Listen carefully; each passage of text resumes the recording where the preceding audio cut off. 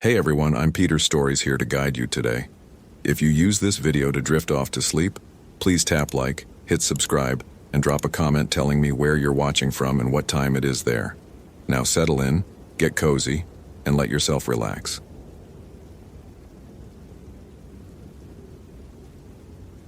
Matthew Hayes had been a law enforcement ranger for the National Park Service for 11 years, and he'd learned early that most missing persons cases in Isle Royale ended one of three ways.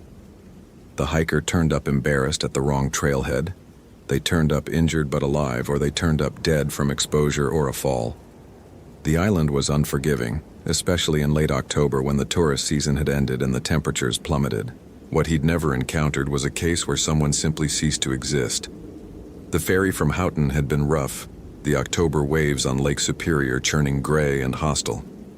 Matthew stood on the deck despite the cold, watching the dark silhouette of the island emerge from the mist. He'd received the call at 6:47 a.m. Lauren Mitchell, 26, solo backpacker, 3 days overdue from a planned 4-day trek along the Greenstone Ridge Trail. Her emergency contact, a sister in Minneapolis, had grown worried when Lauren missed their scheduled check-in call. Standard procedure, probably hypothermia, maybe a twisted ankle. Matthew had done this dozens of times. The ranger station at Rock Harbor was empty except for Tom Blackwood, the winter caretaker who stayed on the island year-round. Tom was Ojibwe, somewhere in his 70s, with hands gnarled from decades of manual labor and eyes that seemed to measure everything twice before accepting it as real. He was brewing coffee when Matthew arrived, the small cabin filled with the bitter smell. "Bad time to be out there," Tom said without preamble, sliding a chipped mug across the wooden table. "Storm's coming in tonight. Temperature's gonna drop to 15, maybe lower." Matthew nodded, pulling out his topographic map and spreading it across the table.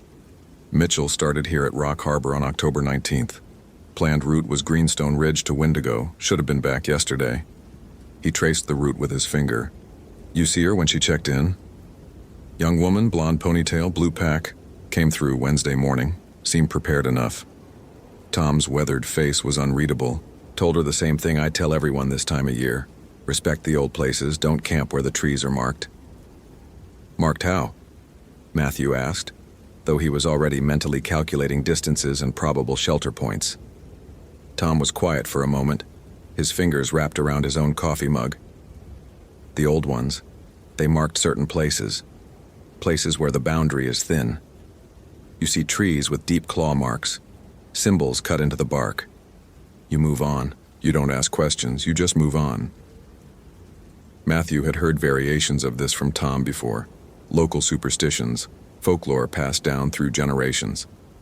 He respected the cultural significance, but his job dealt in facts, weather patterns, animal behavior, human error. "I'll keep that in mind. I'm heading out in 20 minutes. Radio check every 4 hours. Matthew." Tom's voice stopped him at the door. "The Ojibwe have a word. Windigu. The old people. They don't say it out loud, especially not in winter. It's a hunger that walks, a spirit that takes people during the cold months, makes them into something else, something that's always starving." The old man's eyes were serious. "3 times in my life I've seen signs. Trees clawed 15 feet up, tracks that start as human and become something else. Camps abandoned with food still in the pot." He paused. "All 3 times in October or November. All 3 times people went missing." "Tom, I appreciate the warning, but you don't believe, I know. Wasn't asking you to believe. Just asking you to be careful. And if you find her, if she's been out there longer than 3 days without food in this cold," Tom looked away, "sometimes it's better not to find them." Matthew had dealt with enough wilderness deaths to understand what Tom wasn't saying. The desperation of starvation, the hallucinations from hypothermia, the things people did when their minds broke down. "I'll bring her back," he said, and stepped out into the October cold. The trail was well maintained for the first 2 miles, the fallen leaves creating a carpet of brown and gold beneath the bare trees. Matthew moved at a steady pace, his pack carrying 4 days of supplies, emergency medical equipment, and a satellite phone in addition to his radio. The GPS unit on his belt showed his progress along the trail. Technology had made his job easier over the years, turned the wilderness into something mappable and predictable. By noon, he'd reached the first logical camping spot along Lauren's route, a clearing near Daisy Farm with established fire rings and a bear locker. The site was empty, no signs of recent use. He checked the logbook in the shelter. The last entry was from October 15th, 4 days before Lauren had started her hike. He radioed in his position and continued east. The trees began to change as he climbed higher onto the ridge. The birches and maples gave way to darker conifers, their needles creating a perpetual twilight even in midday. The temperature dropped noticeably, and Matthew could see his breath misting in the air. He'd been hiking for 6 hours when he found the first anomaly. The tree was a massive white pine, easily 200 years old, standing sentinel where the trail curved north. Matthew almost missed it, but something about the pattern of shadows made him stop. Deep gouges ran down the trunk, starting about 12 feet up and dragging down to head height. 4 parallel marks, each one a good 2 inches deep into the wood, fresh enough that sap still oozed from the wounds, but old enough that the exposed wood had already begun to darken. Matthew pulled out his camera and documented the marks, his analytical mind immediately cataloging possibilities. Bear, probably. Black bears could reach 8 feet standing, maybe higher if they were climbing. But 12 feet up? And the spacing of the marks was wrong. Too wide, too uniform. He measured them with his tape measure. 7 inches across, center to center, larger than any bear claw pattern he'd seen. He keyed his radio. "Base, this is Hayes. Found something unusual at coordinates." He rattled off the GPS reading. Large claw marks on a pine tree, origin unclear. Continuing search. Tom's voice crackled back, heavy with static. "What kind of marks?" 4 parallel gouges deep, starting about 12 feet up. The silence stretched for several seconds. "You see any others? Any pattern?"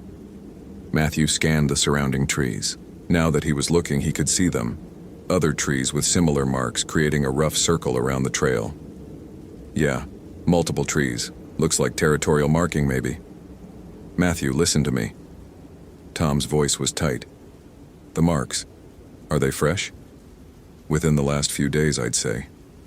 "Get out of that area, now. Don't camp there, don't stop. Keep moving until you're past it." "Tom, I'm looking for a missing hiker. I can't just..." "The marks mean something claimed that territory. Marked it. You camp there, you're challenging it. Just trust me on this." Matthew wanted to argue, to point out that wildlife didn't work on concepts of territorial challenge, that he wasn't going to let superstition dictate his search pattern. But something in Tom's voice, a genuine fear that the old man had never shown before, made him reconsider. "Copy that. Moving on." He found Lauren's camp 45 minutes later, just as the sun was beginning its descent toward the horizon. The tent was still standing, a small 2-person dome in faded blue, positioned in a clearing off the main trail. Matthew's pulse quickened as he approached, calling out, "National Park Service, Lauren Mitchell." His voice seemed to die quickly in the still air, absorbed by the dense trees surrounding the clearing. The tent's rainfly flapped loose in the breeze, one corner tearing free from its stake. Matthew approached cautiously, his hand instinctively moving to the bear spray on his belt. "Lauren, can you hear me?" No response. He circled the camp once, noting details with practiced observation. The campfire ring contained the remains of a fire, at least 2 days old based on the complete ash state. A small camp stove sat on a flat rock, a pot still mounted on it. Matthew knelt and examined the pot. Freeze-dried soup, reconstituted but uneaten, now frozen solid. A spoon lay beside it. The tent zipper was halfway open. Matthew pulled out his flashlight and called out one more time before pulling the flap fully open. Lauren's sleeping bag was there, unzipped and partially pulled out of the tent. Her pack was there, propped against the tent wall. Her water bottles, her first aid kit, her spare clothes in a stuff sack. Everything was there. Everything except Lauren. Matthew methodically searched the pack, documenting its contents with his camera. Food. At least 2 full days' worth of freeze-dried meals, energy bars, trail mix. Water purification tablets, a paperback novel, dog-eared and well-read, a journal with entries dated up to October 21st, 2 days ago. He flipped to the last entry, noting the increasingly erratic handwriting. Can't shake the feeling I'm being watched. Keep hearing sounds in the night, not animal sounds. Like breathing, but wrong somehow. Like it's coming from everywhere at once. The trees here feel different, hostile. Found more of those marks today, deep gouges in the bark. Started seeing them yesterday too. Always in circles, always around the campsites. Maybe I should turn back. But it's only one more day to Wendigo. One more day. Below that, scrawled in what looked like a different pen, the handwriting barely legible. It spoke. Oh God, it spoke in Dad's voice. Said my name. But Dad is dead. Dad is dead. Dad is dead. It's not Dad out there. It can't be. The entry stopped mid-sentence. Matthew felt something cold settle in his stomach that had nothing to do with the dropping temperature. He keyed his radio, giving his position and findings, requesting immediate backup and a full search team. Tom's voice acknowledged, said a team couldn't reach him until morning at earliest, told him to secure the site and wait for daylight. But Matthew knew the protocol. The first 24 hours were critical in any search and rescue. Lauren had already been missing for at least 2 days, maybe more. Every hour reduced her chances of survival, especially with a storm moving in. He had maybe 3 hours of daylight left. He found the first tracks 30 yards from the camp, heading northwest off trail into dense forest. They were Lauren's boots. He recognized the tread pattern from the impressions near her tent. But the gait was wrong. The steps were too far apart, almost 7 feet between prints, as if she'd been running in huge, bounding leaps. And the depth was inconsistent. Some impressions were barely visible.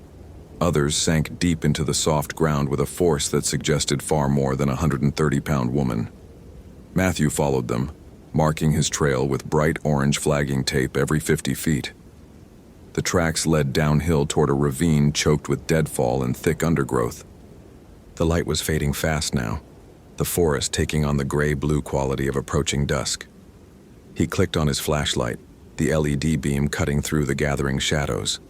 The tracks ended at the edge of the ravine, just stopped, mid-stride, as if Lauren had simply ceased to exist in the middle of a step.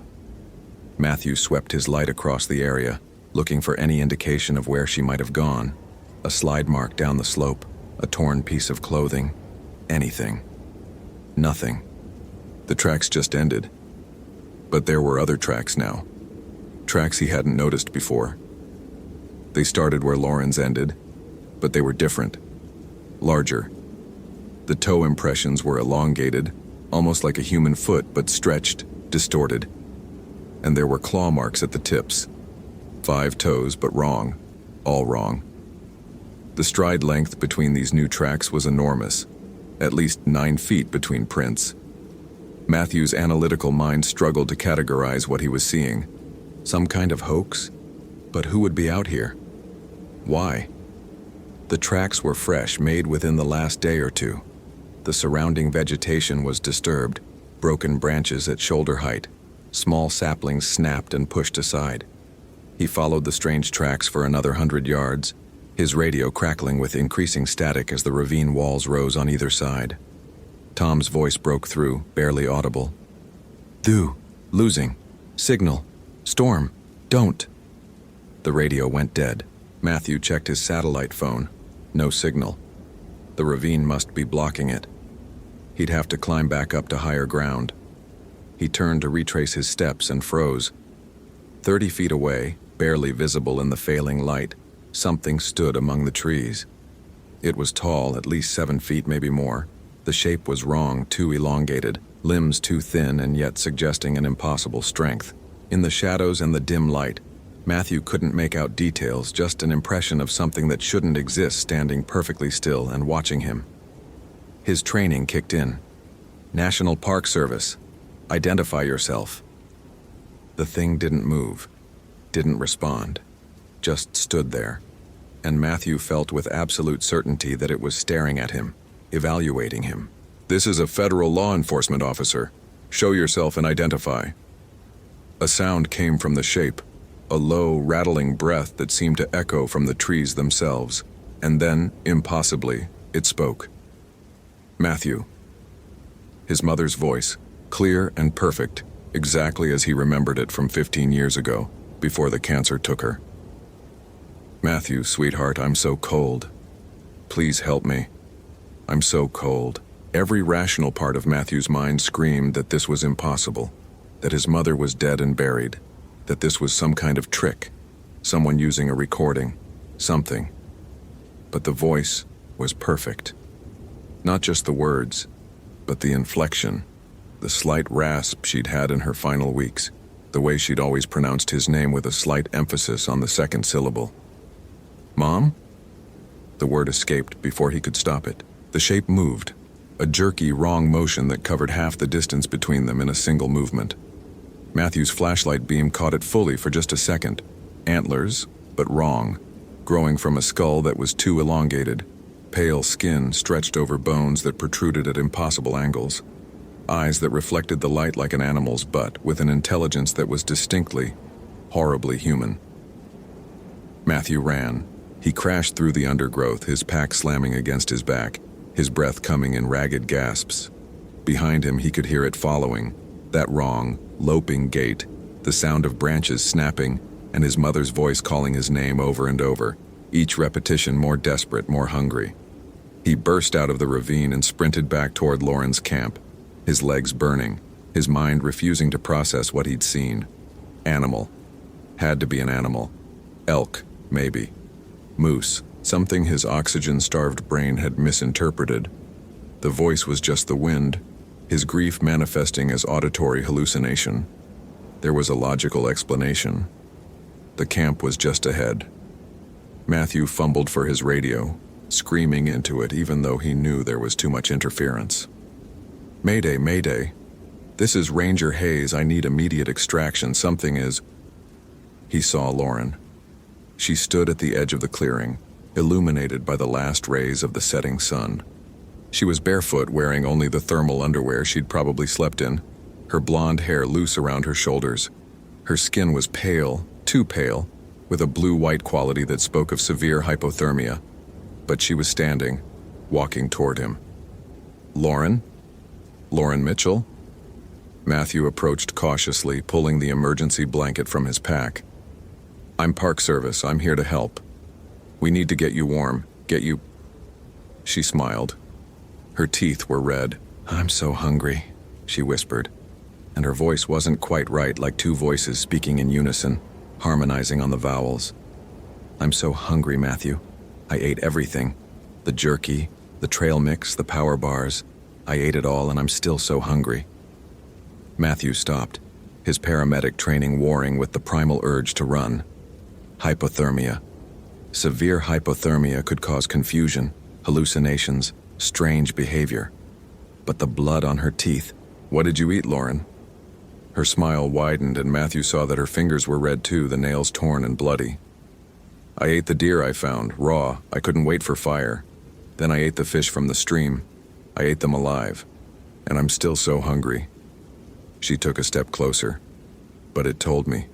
It told me if I eat you, I'll finally be full. If I eat you, the hunger stops. Matthew's hand moved to his bear spray, fingers closing around the canister. Lauren, listen to me. You're hypothermic. You're not thinking clearly.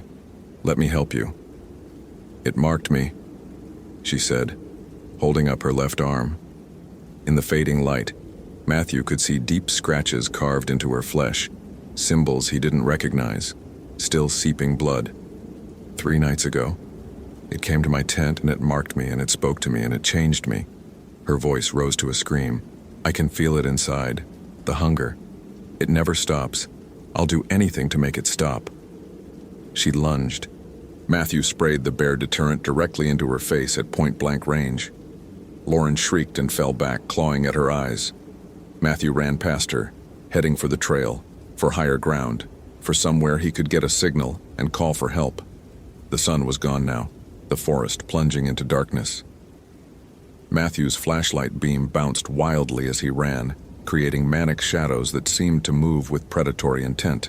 He could hear Lauren behind him, Still screaming, her voice mixing with that other sound, that rattling breath, that sense of something massive moving through the forest parallel to the trail. He reached a high point, a rocky outcrop that gave him a view of the dark lake in the distance. His satellite phone showed one bar. He dialed the emergency number with shaking fingers. "This is Park Ranger Matthew Hayes, badge number 42721, Isle Royale National Park. I need immediate evacuation and medical support. I've located missing hiker Lauren Mitchell. She's exhibiting severe hypothermia and violent psychosis. Also requesting backup for..." He paused. What could he say? There's something in the woods that shouldn't exist, that speaks with the voices of the dead. Potential wildlife encounter, unknown species, requesting emergency extraction. The dispatcher's voice was calm, professional. Help was coming. Helicopter would be there at first light. Coast Guard was already mobilizing. 6 hours. He just had to survive 6 hours. Matthew found a sheltered position among the rocks where he could see anyone approaching. He kept his flashlight off to preserve battery, letting his eyes adjust to the darkness. The moon was rising, nearly full, casting everything in silver and shadow. The voice started again around midnight. Matthew. His father this time, dead from a heart attack when Matthew was 12. "Son, I'm proud of you. Come here, let me tell you something important. Matthew," his ex-wife Sarah. "I'm sorry about everything. I want to try again. Please come down, let's talk. Matthew," his former partner Jake, killed in a climbing accident 5 years ago. "Man, you should see where I am now. It's amazing. Come see. Come see what death looks like." He covered his ears, but the voices continued, cycling through everyone he'd ever lost, everyone he'd ever loved. Perfect mimicry, perfect inflection. The thing in the woods had access to his memories somehow, was rifling through his grief like a predator testing for weak points. Around 2 a.m., Lauren appeared at the base of the rocks. She looked worse now. Her skin had taken on a gray-white pallor, and she moved with that same jerky, wrong motion he'd seen earlier. Her eyes reflected the moonlight. "It hurts," she whispered. "The hunger hurts so much, Matthew. Please. I don't want to be this. I don't want to need this, but it burns inside me." The Windigo, that's what it called itself. It breathed on me and I breathed it in, and now it's part of me. The hunger that walks, the winter demon, the spirit of starvation. She was crying, tears running down her blue-white face. I tried to fight it. I tried so hard, but 3 days without food and the cold and the hunger and its voice in my head, promising relief, promising fullness. Just one taste, just one bite. "Lauren, help is coming. We can get you to a hospital. There are treatments for possession?" She laughed, a broken, horrible sound. "For transformation?" The old people knew. They had ceremonies, rituals, ways to stop the change. But they're all gone now. All dead. And the Wendigo, it's patient. It's been here since before the white men came. It marks its territory and it waits, and when the winter comes and people get desperate, it whispers. It offers. And eventually everyone takes the offer. Behind her, Matthew could see the larger shape emerging from the tree line. Towering, skeletal, ancient. "I'm sorry," Lauren said. Then she started climbing the rocks. Matthew used the bear spray again, but Lauren barely flinched. She kept coming, her bloody fingers finding impossible holds, her face twisted into something between agony and anticipation. Matthew scrambled higher, his boots slipping on loose stone. The sound of helicopter rotors cut through the night. Lauren froze, her head snapping toward the sound. The larger shape in the trees shifted, seemed to fold in on itself, and then it was gone.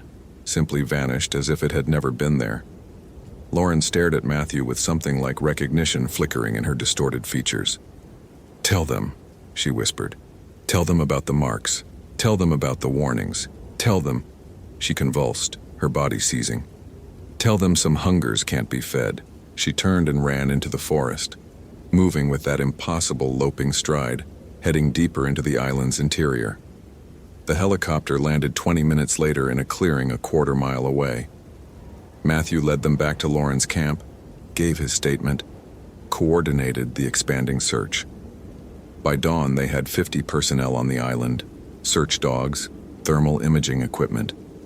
They found Lauren's tracks leading north toward the interior wilderness. They followed them for 3 miles until the tracks became something else, something that didn't match any known animal. They never found Lauren Mitchell. The official report stated that she likely died from exposure, that scavengers had probably scattered her remains, that the challenging terrain and upcoming storm made further search attempts too dangerous. Matthew filed his report, included every detail, every impossible thing he'd witnessed. It was quietly buried in a file marked inconclusive. Tom Blackwood retired 2 weeks later, left Isle Royale for the first time in 40 years, moved to a small town in the Upper Peninsula. Before he left, he gave Matthew a bundle wrapped in leather, sage, tobacco, and a small copper amulet engraved with symbols similar to what Matthew had seen carved into Lauren's arm. Ojibwe protection medicine, Tom said.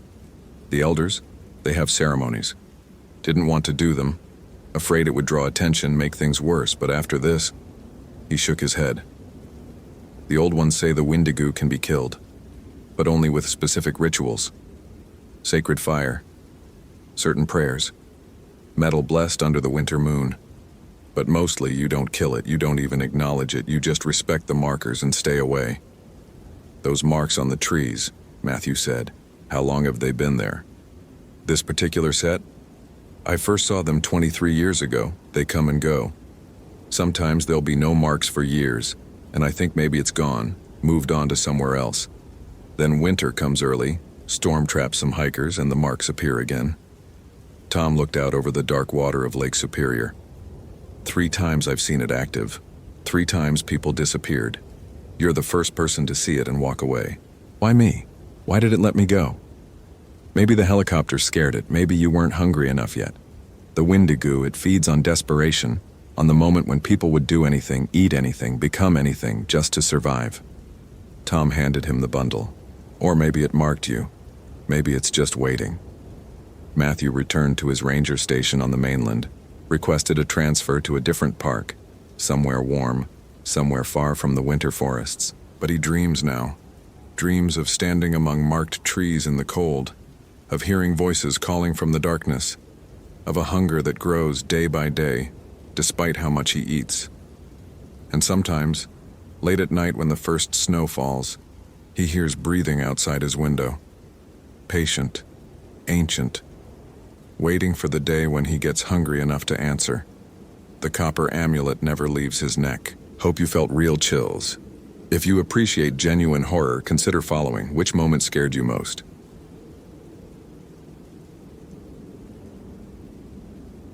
Thomas Garrett had coordinated 43 search and rescue operations in Olympic National Park over the past 11 years, and not once had he allowed himself to entertain superstition.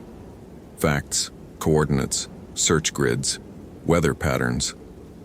These were the tools that brought people home. When the call came through at 4:47 a.m. on October 19, 2014, reporting a missing backpacker named Rebecca Chen, he approached it exactly as he approached every other case. Methodically, rationally, and with complete confidence in the process. The missing woman had been hiking the Hoh River Trail solo, planning a 3-day traverse to the Blue Glacier. She'd checked in with rangers 2 days prior. Her permit was current. Her gear list was appropriate for the season. She should have returned yesterday morning. When she didn't show up at the trailhead where her Subaru sat waiting, her emergency contact, a sister in Seattle, had made the call. Thomas assembled his team in the pre-dawn darkness outside the ranger station. 6 experienced volunteers, all people he'd worked with before. The October air carried that particular bite that came before the winter rains, sharp and clean. Doug Emerson, his second in command, distributed the topo maps while Thomas briefed them on the basics. 26-year-old female, experienced hiker, properly equipped. Last known position was Hoh River Trail, 17 miles in. Weather's been clear, no storms, temperatures reasonable for the season. This should be straightforward. Thomas's voice carried the calm authority of someone who had done this dozens of times. We'll start at her last confirmed location and work outward in standard grid pattern. She's probably just injured, maybe a turned ankle, waiting for us to find her. What Thomas didn't mention, because it seemed irrelevant, was the brief note in the file that Rebecca's sister had insisted on adding. She called me 3 nights ago and said she felt like she was being watched. I told her it was just animals. I should have told her to come home. They were on the trail by 6:15 a.m., hiking in formation. The Hoh rainforest lived up to its reputation. Massive Sitka spruce and western hemlock rose like cathedral pillars, their branches draped in curtains of moss that filtered the early light into an aquatic green glow. Everything dripped with moisture.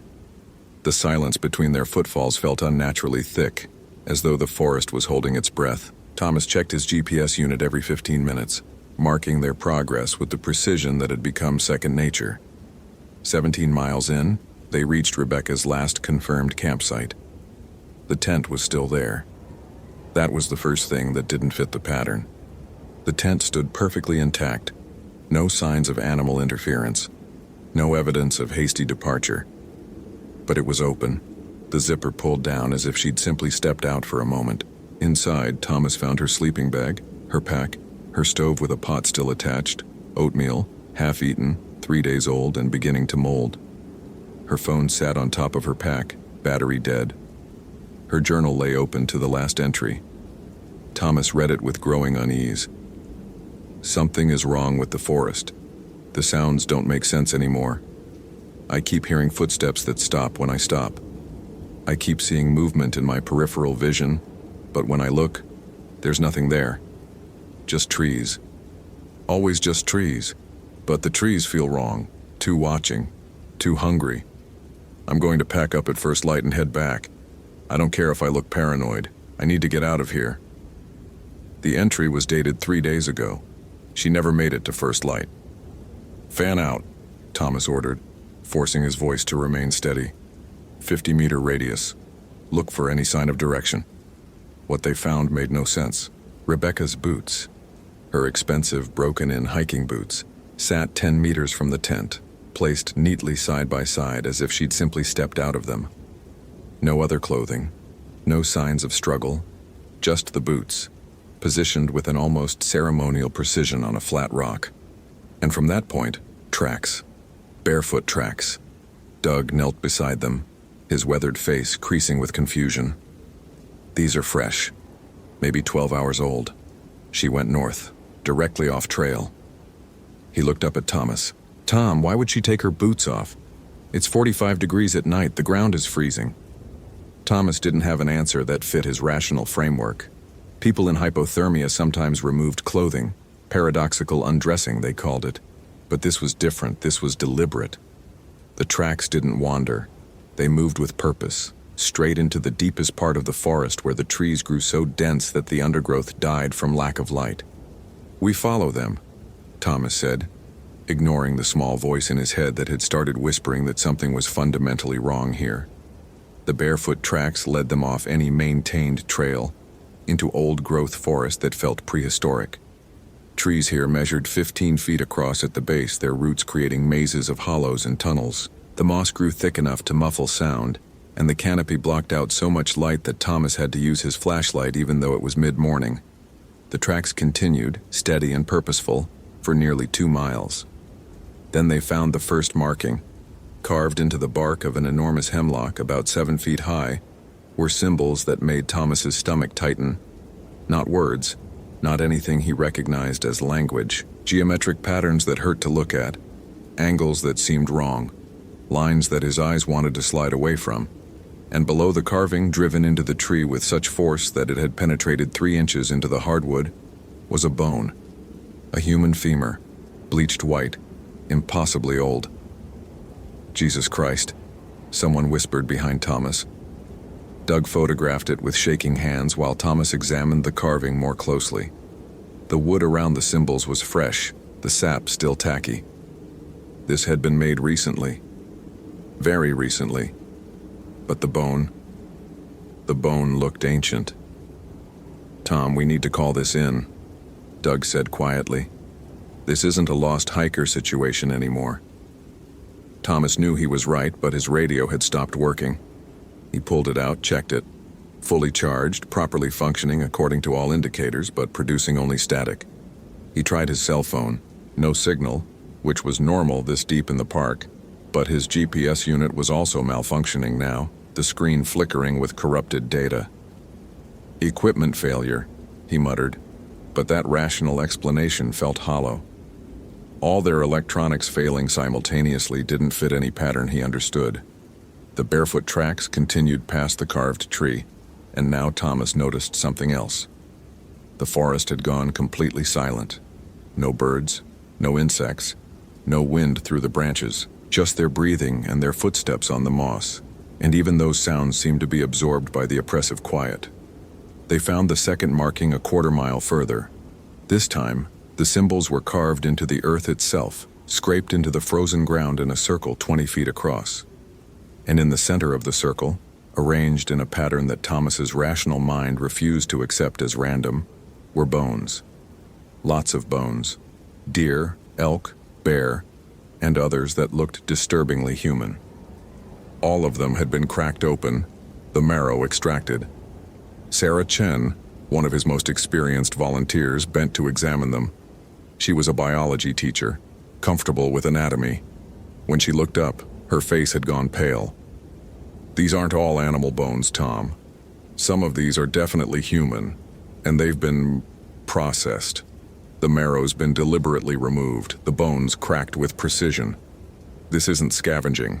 This is methodical." Thomas felt something cold settle into his chest. In 11 years of search and rescue, he'd never encountered anything like this. People got lost. People got injured. Occasionally, people died from exposure or falls.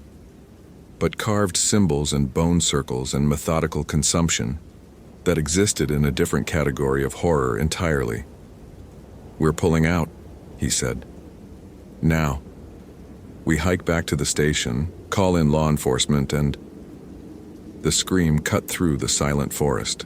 It came from ahead of them, from the direction the tracks were leading, and it was unmistakably human. Unmistakably female, high and terrified and cut off abruptly, leaving only echo and dread. Every protocol Thomas knew, every ounce of training, said they should retreat and call for backup. But that scream meant Rebecca might still be alive, might still be savable, and he'd never left someone behind in the wilderness. "Double time," he heard himself order. And they were running, following the tracks that should have been impossible, running toward a scream that had sounded wrong in ways Thomas couldn't articulate. The tracks led them to a ravine, a deep slash in the earth where water had carved through stone over millennia. And at the bottom of the ravine, in a grove of ancient cedar trees that grew in a perfect circle, they found Rebecca Chen. She was alive. That was the first impossible thing. She was standing barefoot in the center of the grove, her clothes torn and filthy, her hair matted with mud and blood. She was emaciated, her cheeks hollow, her eyes sunken, but she'd only been missing for 3 days. No one lost that much weight in 3 days. It was physiologically impossible. The second impossible thing was that she was eating. Thomas's flashlight beam caught her in the act, and what he saw made his rational mind fracture. She held something in her hands, tearing at it with her teeth, and the thing she was eating was moving, writhing. A raccoon still alive, its back legs kicking weakly as she bit into its belly and came away with a mouthful of meat and viscera. She looked up at them and her eyes were wrong. The pupils had expanded to consume almost all the color, leaving just thin rings of brown around vast black pools. Her mouth was smeared with blood, and when she smiled, and she did smile, Thomas saw that her teeth had changed, lengthened, sharpened. "She's here," Rebecca said, her voice a rasping whisper that barely sounded human. "The hungry one. She found me on the first night. She's been showing me things, teaching me. The forest has been hungry for so long and we've been ignoring it, ignoring her. But she's always been here, waiting, starving, growing angrier with every year that we pretend she doesn't exist." "Rebecca," Thomas said, forcing himself to stay calm, to use his trained crisis voice. "We're here to help you. We're going to get you out of here, get you medical attention. She laughed, and the sound was like wind through dead trees. Medical attention? Is there medical attention for enlightenment, Thomas? Is there treatment for finally understanding that we're all just meat, all just food for the forest, for her? She's been here since before the white men came, since before the Kino people gave her a name. Wendigo, they called her. The spirit of hunger that can never be satisfied. She showed me what she is, what I could become. And I'm so hungry, Thomas. So endlessly, eternally hungry. Rebecca took a step toward them, still clutching the dying raccoon, and Thomas saw that her fingernails had been torn off. No, not torn off. Grown out. Extended into yellow claws that curved like talons. The rational part of his brain was screaming explanations. Drugs, psychotic break, bath salts, anything other than what his eyes were showing him. But then the forest moved. From between the ancient cedars, something emerged that made every person in Thomas's team freeze. It was tall, impossibly tall, 8 or 9 feet, with limbs that were too long and joints that bent at wrong angles. Its body was emaciated to the point of desiccation, skin stretched tight over bones that protruded at sharp angles. But worst were its eyes, yellow and luminous, filled with an intelligence that was utterly alien and utterly malevolent. And behind that intelligence was hunger. Not animal hunger, not simple appetite, but a metaphysical void of need that could never be filled, a cosmic emptiness that would consume everything and still crave more. The creature, the Wendigo, opened its mouth, and the sound that emerged made Thomas understand why Rebecca had screamed. It was like wind through ice caves, like the death rattle of something ancient and terrible, like the sound of starvation itself given voice. Doug was already running. 2 others followed. Thomas wanted to run. Every instinct was screaming at him to run. But Sarah had fallen, her foot caught in a root, and he couldn't leave her. He grabbed her arm, hauled her up, and they were stumbling backward, their flashlights cutting crazy arcs through the darkness as the Wendigo moved toward them with fluid, predatory grace. Rebecca was laughing, that horrible dead tree sound, and she was changing as Thomas watched. Her spine was lengthening, vertebrae popping out through her skin, her legs bending backward at the knee, her mouth stretching wider and wider until her jaw dislocated with a wet crack. "She invites you," Rebecca hissed. "She invites you to feed, to finally understand what we really are. Hungry. So hungry. Forever hungry." Thomas ran. He ran through the forest with Sarah, crashed through undergrowth, tore through moss curtains, his rational mind completely shattered by what he'd witnessed. Behind them he could hear movement, impossibly fast, impossibly close. Trees cracked and fell. The earth shook with impacts.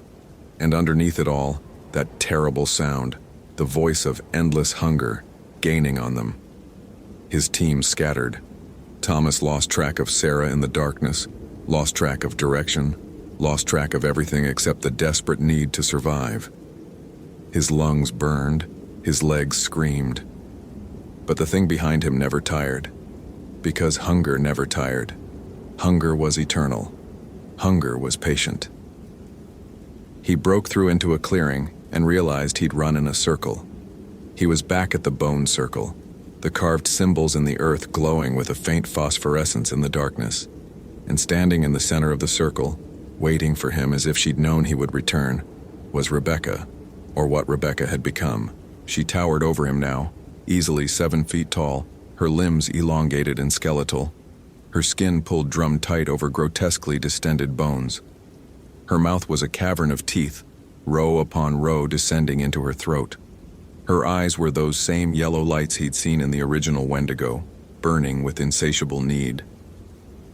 "The forest has been hungry for so long, Thomas," she said, and her voice was wind and death and winter starvation. "Fed only on animals, on the occasional lost hiker, on the scraps we give it. But you've brought it a feast. 6 people, 6 meals. And when we're done, when we've consumed you all, we'll walk out of this forest and into your towns, your cities, and we'll teach them all about hunger. Real hunger. The kind that never ends." Thomas's rational mind was gone, burned away by horror, but some deeper survival instinct remained. He grabbed his flare gun from his pack, carried for emergencies, for signaling helicopters, and fired it directly into Rebecca's chest. The magnesium burn caught her dry skin, and she ignited like paper, flames racing across her body. Her scream was agonized and enraged, and the sound brought the original Wendigo crashing into the clearing, the ancient one, the source. It saw Rebecca burning, and it screamed too, a sound that made Thomas's ears bleed, and then it lunged at him with impossible speed. Thomas dropped and rolled, came up running, but he knew it was hopeless. The thing was faster, stronger, eternal. It would catch him. It would consume him. He would become like Rebecca, transformed into hunger incarnate, forever starving, forever feeding, never satisfied. He burst through the tree line and saw lights. Flashlights. His team, or what remained of it, had found the trail. Doug was there and two others waving frantically. Behind Thomas, the Wendigo crashed through the forest, trees splintering in its wake. "Run!" Thomas screamed. But Doug was already on his radio, and through the static, Thomas heard the blessed sound of a helicopter. The search and rescue chopper, called in when they'd lost contact, was minutes away. The Wendigo stopped at the edge of the tree line, its yellow eyes fixed on Thomas with frustrated hunger. It wouldn't cross into the open, into the space where humans had pushed back the wilderness. Not yet. Not until it was stronger, until there were more of them, more hungry ones to spread the curse. Rebecca's burning body staggered out of the forest behind the creature, still somehow alive, still moving, the flames consuming her transformed flesh. She reached out toward Thomas with charred claws, her mouth working soundlessly, and then she collapsed, still burning, and finally stopped moving. The Wendigo watched Thomas for a long moment, and in its eyes, he saw promise. "We will meet again," those eyes said. "The hunger is patient. The hunger always wins." Then it melted back into the forest, and the oppressive silence broke as the helicopter thundered overhead. They pulled 4 people out of Olympic National Park that day: Doug, Thomas, and 2 volunteers. Sarah and the other 2 were never found. The official report listed the incident as a tragic search and rescue operation, complicated by severe mental break of the missing subject, likely due to exposure and starvation-induced psychosis. Rebecca Chen's remains were recovered and tested. The medical examiner noted unusual bone deformations and atypical skeletal development, but attributed it to the fire damage. The case was closed. Thomas submitted his resignation 3 weeks later. He couldn't coordinate search and rescue anymore because he couldn't lie to the families anymore. He couldn't send people into Olympic National Park knowing what was waiting in the deepest parts of the forest. He couldn't pretend that rational explanations were sufficient. He moved to Portland, got a job as a logistics coordinator for a shipping company, and tried to forget. But on cold October nights when the wind moved through the trees outside his apartment, he sometimes heard it. That terrible sound of endless hunger, calling from the wilderness, patient and eternal. And he knew that the carved symbols were spreading, that more hikers went missing every year in parks across the Northwest, that the hunger was growing, transforming, multiplying. Rebecca had been right about one thing. The forest had been ignored for too long, and now it was hungry. So terribly, endlessly hungry. Thomas never hiked again. Hope you felt real chills. If you appreciate genuine horror, consider following. Which moment scared you most?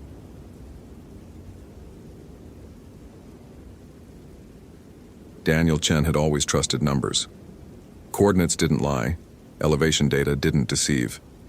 In his 12 years as a geospatial cartographer for the Olympic National Forest Service, he'd mapped over 800 square miles of Washington wilderness with sub-meter accuracy. The forest was quantifiable, measurable, knowable. That certainty ended the morning Rachel Morrison's GPS beacon flatlined in the Hoh rainforest. The call came at 6:47 a.m. on October 12, 2014. Daniel was reviewing topographic overlays in his Port Angeles office when his supervisor, Tom Bridger, appeared in the doorway with the particular expression that meant something had gone wrong in the backcountry. Rachel's spot tracker stopped transmitting 4 hours ago, Tom said without preamble. Last ping was deep in the Hoh, about 2 miles past the Mount Olympus Trail junction. She was mapping that new backcountry route we discussed. Daniel's fingers paused over his keyboard. Rachel was one of their contract field surveyors. Competent, experienced, cautious to a fault. She'd been collecting waypoints for a proposed wilderness corridor that would connect two existing trail systems through previously unmapped old-growth forest. It was routine work, safe work. Equipment failure? Daniel asked, already knowing the answer. Rachel carried redundant systems, GPS unit, satellite messenger, backup batteries, everything by the book. Maybe, or maybe she's in a dead zone. Tom didn't sound convinced. I need you to go in. You know her survey protocol better than anyone, and you know that terrain. SR won't mobilize until she's been missing 24 hours unless we have evidence of injury. Daniel was already reaching for his pack. The rational part of his mind, the part that had earned him a master's degree in geographic information systems, insisted this was simple equipment malfunction. The deeper, quieter part that had grown up listening to his grandmother's stories about spirits in the mountains felt a cold finger trace his spine. He was on the trailhead at Ho River by 9:15 a.m., moving fast through the cathedral silence of the rainforest. Sitka spruce and western hemlock rose like organic pillars into the fog, their trunks shaggy with club moss. Everywhere, growth consumed growth. Nurse logs birthing new trees, sword ferns erupting from decay. The entire forest engaged in a slow-motion battle between life and decomposition. The air tasted green and ancient. Daniel had hiked this trail dozens of times, but he'd never quite shaken the feeling that the Ho wasn't entirely welcoming to human presence. The Kino people had stories about certain areas being sexwam, forbidden, places where the boundary between worlds wore thin. The Park Service cataloged these as culturally sensitive sites in their GIS database, clinical terminology for something that predated maps by millennia.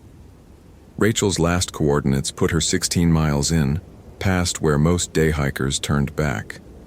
Daniel maintained a steady pace, his mind automatically processing the terrain. Gradient, aspect, hydrology. This was his comfort zone, the physical world rendered as data. But as he pushed deeper into the rainforest, he noticed something that nagged at his surveyor's instincts. The trail markers seemed off. Not missing, but slightly displaced, as if someone had moved them inches to the left or right of their proper positions. His GPS confirmed he was on course, but his proprioceptive sense insisted otherwise, a maddening dissonance between technology and intuition. By 2 p.m., he'd reached the area where Rachel should have been working. Her survey plan called for a systematic grid pattern, collecting elevation data at 100-meter intervals. Daniel activated his handheld GPS, pulling up the waypoints she'd successfully transmitted. They formed a neat array across his screen, until they didn't. The last dozen points formed something else entirely, a spiral, growing tighter and tighter, converging on a location that wasn't on any authorized survey grid. His radio crackled. "Chen, this is base. Status?" "Reach the survey area," Daniel replied, keeping his voice level. Rachel's last waypoints show an unusual pattern. Investigating. Define unusual. Daniel stared at his GPS screen. The points looked almost deliberate, like she'd abandoned her survey protocol to trace something else. Non-standard. I'm going to follow her track. Static then. Copy. Report in 30 minutes. He followed the spiral of waypoints deeper into old growth where the forest floor lay in perpetual twilight. The temperature dropped noticeably, and the omnipresent drip of moisture seemed to slow, each drop striking moss with exaggerated deliberation. Daniel's boots made no sound on the thick carpet of decomposing needles. The silence pressed against his eardrums until he heard his own heartbeat, his own breathing. The small mechanical sounds of his GPS unit cycling through its location calculations. Then he found her pack. It sat upright against a massive western red cedar, deliberately placed, not dropped. Daniel approached carefully, his training overriding his urgency. Don't contaminate the scene. Document everything. He pulled out his camera and began photographing from multiple angles, his mind cataloging details with clinical precision. The pack showed no signs of struggle. The zippers were closed. But when he circled around to the front, his breath caught. Carved into the bark of the cedar directly above the pack were symbols. Not the casual graffiti of bored hikers, but deep, precise incisions forming patterns that made his eyes ache to follow. They reminded him of the petroglyphs he'd documented on coastal rocks near La Push, Coast Salish work centuries old. But these were fresh, the exposed wood still weeping sap. Daniel photographed the symbols, his hands steady despite the unease coiling in his gut. Then he opened Rachel's pack. Her GPS unit was inside, powered off. Her satellite messenger was there too, also off. That made no sense. Rachel would never disable her safety equipment in the field. He pressed the power button on her GPS. The screen flickered to life, showing a track log. His professional curiosity overrode his growing dread as he reviewed her data. She'd been here for hours, moving in that same spiral pattern, each circuit tighter than the last. The timestamps showed her path. She'd arrived at 9 a.m., begun surveying normally. Then at 10:47 a.m., something changed. Her waypoints shifted from her planned grid to that spiral. For 6 hours, she'd walked in circles, each loop bringing her back to this cedar, where she'd apparently carved these symbols, then left her pack and walked away. Walked away where? And why? Daniel's radio crackled again, but this time the voice was distorted, stretched like a recording played at the wrong speed. He tried to respond, got only static. He checked his watch. 3:17 p.m. Still plenty of daylight, but in the hose-dense canopy, twilight came early. He needed to find Rachel's trail from this point. He activated his own GPS unit and began a standard search pattern, moving in expanding circles from the cedar. His surveyor's eye caught the details: a broken fern frond, moss disturbed, the faint compression in the duff where boots had passed. Rachel had headed northwest off-trail into an area his topographic maps showed as a shallow drainage. But as he followed her tracks, he realized his maps were wrong. The drainage was there, but it was deeper than indicated, and its orientation was off by nearly 30 degrees. Daniel stopped, pulled out his map, checked his GPS. The coordinates were correct. He was exactly where his device said he should be. But the terrain didn't match. It was as if the landscape had shifted, like looking at a familiar face and finding the features rearranged. His grandmother's voice echoed in his memory. "Some places don't want to be mapped, Danny. Some places hide." He'd laughed then, secure in his technological certainty. He wasn't laughing now. Rachel's trail led down into the drainage where the forest changed character. The trees were older here, vast pillars of ancient wood that had been growing when Columbus sailed.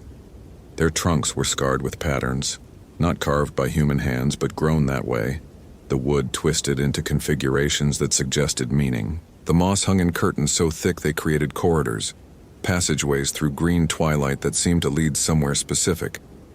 Daniel's rational mind offered explanations. Unusual growth patterns, geological formations, creating optical illusions, the way complex natural systems could sometimes produce apparently ordered structures through pure chaos. But his instincts, those deep, pre-rational instincts that had kept his ancestors alive when the world was all wilderness, screamed warnings. He found Rachel's jacket 30 yards further in, draped over a fallen log, then her fleece pullover, then her GPS watch, the band unbuckled, placed carefully on a flat rock. She was leaving a trail, he realized, breadcrumbs or sacrifices. The drainage opened into a small clearing where no trees grew. The ground was bare earth, hard-packed, covered with more of those symbols carved into the soil itself, forming a circular pattern around a central depression. Daniel approached slowly, his camera documenting everything, his scientific training insisting he gather evidence even as his hindbrain urged him to run. In the center of the circle, partially buried, was an object that shouldn't exist. It looked like driftwood at first glance, smooth, water-worn, bleached white. But as Daniel knelt beside it, careful not to disturb the carved circle, he realized it was bone. Large bone, spine segments fused together in a serpentine curve, and at one end the unmistakable architecture of a skull. A large skull, with eye sockets that didn't match any animal he knew. His hands trembled as he photographed it. The bone was ancient, that much was clear, but it hadn't been buried long. Someone, something, had recently excavated it. Or it had dug itself out. The rational explanations came rapid fire. Bare skull, unusual angle making it look strange. Erosion exposing buried remains. Rachel found it and was documenting it. But none of those explanations addressed the real question. Where was Rachel? Rachel! His voice echoed strangely in the clearing, the sound seeming to curve around the trees rather than penetrate them. Rachel Morrison, if you can hear me, respond. Something moved in his peripheral vision. He spun, camera raised instinctively, nothing but moss and shadow. But the movement came again, and this time he caught it. The moss itself, the thick curtains of growth, swaying against no wind. Not randomly, but in sequence, as if something massive moved behind them, circling the clearing just beyond sight. Daniel's GPS unit chirped. He glanced down and felt his stomach drop. The display showed his position as a waypoint labeled Error, surrounded by dozens of other points all labeled the same, forming that same spiral pattern that Rachel had traced. But he hadn't set those waypoints. The device was creating them on its own, or something was creating them through the device. He powered it off, but the screen remained lit. The error waypoints multiplied, filling the display, spiraling tighter and tighter until they converged on a single point, marked with a symbol he recognized from Rachel's photographs. A double-headed serpent, each skull facing opposite directions. Sisiutl. The word surfaced from a long-ago conversation with a Kino elder he'd interviewed for a cultural resources project. The Sisiutl was a sacred being, a transformer, a guardian of boundaries between worlds. To see one was either the greatest blessing or the final curse, depending on whether you had permission to be in its territory. Daniel hadn't asked permission. Neither had Rachel. The moss curtains parted. What emerged defied his categorization. His mind tried to force it into familiar shapes. Snake, definitely snake-like, but wrong. All wrong. The body was too long. Impossibly long. Coiling through the trees in segments that appeared and disappeared behind the trunks, making it impossible to judge its true length. And the heads, plural, he counted 2, maybe 3, emerged from the body at angles that violated bilateral symmetry. They weren't snakeheads. They were something older, something that snakes might have evolved from if evolution ran backward into nightmare. The thing regarded him with eyes that reflected no light, that seemed instead to absorb illumination, creating spheres of absolute darkness in its skull. It moved without sound, its coils negotiating the complex terrain of the forest floor, with a fluid grace that made Daniel's surveyor brain rebel against the physics involved. He couldn't move, his muscles locked, his training evaporated, his entire identity as a rational man who understood the measurable world shattered like a dropped GPS unit. Because this thing wasn't just physically impossible, it was conceptually impossible. His mind couldn't hold it. Every time he tried to focus on one feature, another contradicted what he'd just observed. The creature existed in states of superposition, simultaneously serpent and human and neither, its form refusing to resolve into a single, stable configuration. One of the heads spoke. No mouth moved. How could it, when the mouth kept shifting position on the skull? But he heard it nonetheless, not through his ears, but deeper, resonating in his bones. She mapped without asking. You map without asking. The old boundaries are sacred. You draw new lines where lines must not be drawn. Daniel tried to speak, managed only a strangled sound. She walks the spiral now, the ancient path. She will reach the center, and then she will understand what she has disturbed. Where? The word tore from Daniel's throat. Where is she? The Sisiutl shifted, and the movement revealed Rachel. She stood 30 feet away at the clearing's edge, but Daniel hadn't seen her until the creature allowed it. She was naked, her skin marked with the same symbols that scarred the cedar. But these markings moved, crawling across her flesh in slow migration. Her eyes were open but unseeing, locked on some vista beyond the physical forest. "Rachel!" Daniel lunged forward, but the earth between them liquefied, became water, became shadow, became something his brain registered as not space, a gap in reality he couldn't cross. "She completes the spiral," the Sisiutl said. "She retraces what should not have been traced. She erases what should not have been drawn. Your maps lie, your numbers lie, your machines lie. This land remembers what it was before you measured it." Rachel moved, taking a step that covered impossible distance, suddenly closer to the exposed bone at the clearing's center. Daniel realized with horror that the bone wasn't remains. It was a threshold, a marker, a doorway. No. He grabbed for his radio, his camera, anything, but his hands passed through his equipment as if it were smoke. Or as if he were smoke. He looked down at his hands and saw them flickering, partial, his flesh strobed between presence and absence. "You cannot photograph what unmakes photography," the Sisiutl intoned. "You cannot map what undermaps itself. But you have traced her spiral. You have followed her circles. You are on the path now, cartographer. You will complete what she began." Daniel's GPS unit, still lit despite being powered off, showed his position changing, waypoints appearing in sequence, drawing that spiral tighter. He wasn't moving, but the forest was, rotating around him, the trees engaging in their own slow dance, revealing new configurations, old configurations, the true shape of the land before humans had imposed their grid. His grandmother had been right. Some places hide. Some places actively resist being known.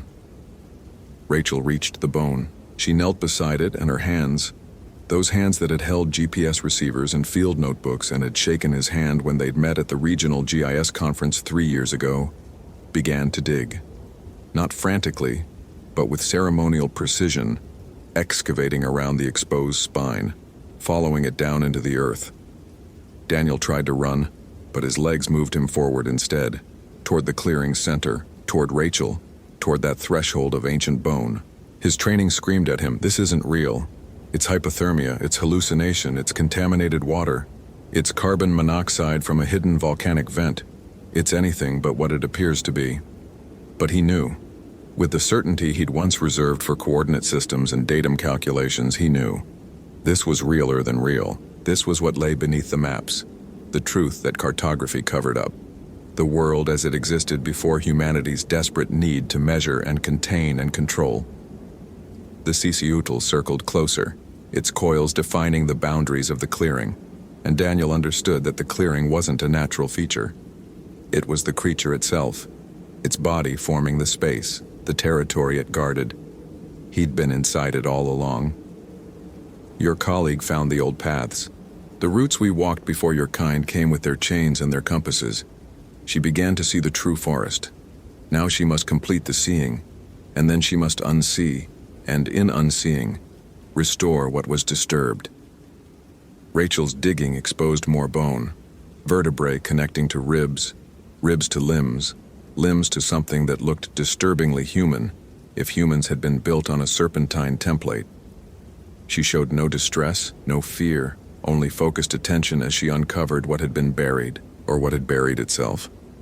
Daniel's feet touched the edge of the clearing. The symbols carved into the earth began to glow, not with light, but with absence of light, black lines becoming blacker, infinite chasms in the forest floor. His GPS unit chimed continuously now, waypoints spawning exponentially, his position listed as everywhere and nowhere, his elevation reading oscillating between positive and negative infinity. "Please," he whispered, and he didn't know if he was talking to the Sisiutl or to Rachel or to the forest itself. "I just want to find her. I just want to take her home. She is home. This is the first home before your people crossed the waters, before you cut the forest into squares, before you numbered the mountains. She remembers now. Soon you will remember too." Rachel stood, her excavation complete. The thing in the earth was fully exposed. A skeleton that was humanoid but wrong, its spine serpentine and impossibly long, its skull bearing 2 faces, one looking forward and one back. The geometry of it hurt to perceive. angles that didn't resolve in three-dimensional space, bones that occupied impossible positions relative to each other.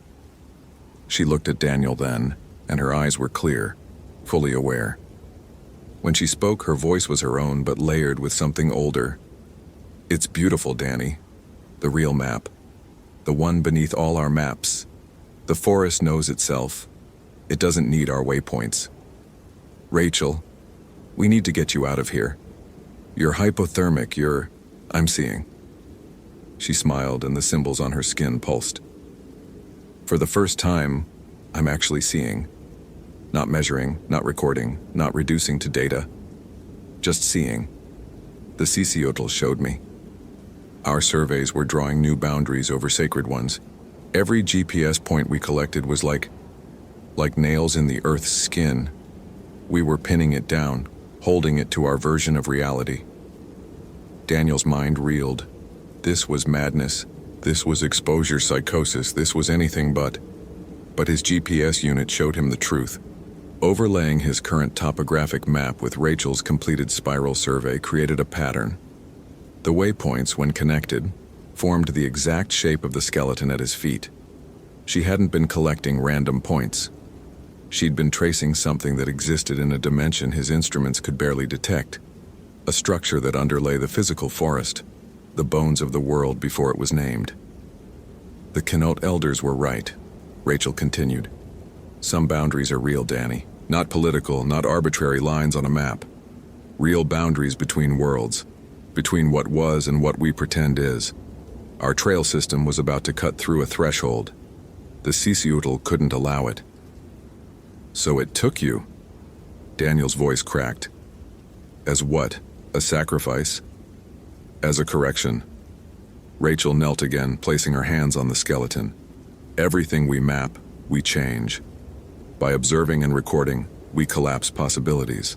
The forest here existed in multiple states simultaneously, was simultaneously mapped and unmapped, known and unknown. Our survey was forcing it to choose. The Ciciotl is just making sure it chooses its true form." The creature moved, and Daniel finally understood its shape. It wasn't inside the clearing, it was the clearing and the forest and the drainage, and possibly all 16 miles he'd hiked. The Ciciotl was territory itself made manifest, the living embodiment of place, of boundaries, of the sacred geography that predated all human cartography. "She understands," it said, and all its heads turned toward Daniel. "Do you understand, measurer of mountains? Your maps will never be complete. Your coordinates will never be certain. For every line you draw, we erase 2. For every point you plot, we shift 3. The land refuses you." "I'm just doing my job," Daniel said weakly. "Then choose a different job, or choose to join her in the spiral. She will walk it until it ends, until she reaches the center where all maps collapse. And then she will step through, into the unmapped country, and she will be free of your numbered world." Rachel was fading. Not dying, worse than dying. Becoming translucent, her body taking on the quality of the moss, the ferns, the mist. She was becoming part of the forest, or the forest was becoming part of her. The boundary between person and place dissolving. "Rachel, no!" Daniel rushed forward, but the symbols stopped him, their black lines becoming chasms he couldn't cross. He watched helplessly as she completed her transformation, her human form fragmenting into green light and shadow, her substance distributing across the clearing, seeping into the earth, rising into the canopy. Her final words reached him not as sound, but as a feeling. "Thank you for trying to find me. Now stop looking." Then she was gone, and Daniel was alone in the clearing with the Ciciotl and the skeleton and his useless GPS unit that now showed nothing but error messages. "You have 2 paths, cartographer," the creature said. "Walk the spiral as she did, complete the unseeing, and join the forest in its true form. Or leave this place, return to your numbered world, and carry the knowledge that beneath every map is a lie, beneath every coordinate is chaos, and some places can never, will never, should never be known." Daniel's mind spun. His training insisted this was impossible. His rationality demanded explanations, but his eyes showed him Rachel's empty clothes on the forest floor. His GPS showed him waypoints that spelled out warnings in patterns only he could see, and his heart, his traitor heart that had always suspected numbers couldn't contain the whole truth, whispered that the Sisiutl was right. "Let me leave," he said finally. "I'll cancel the survey. I'll recommend the area be classified as whatever keeps people out. Culturally sensitive?" The Sisiutl's laugh was the sound of rock slides and falling trees. "Your labels are meaningless. But yes, go, tell your stories.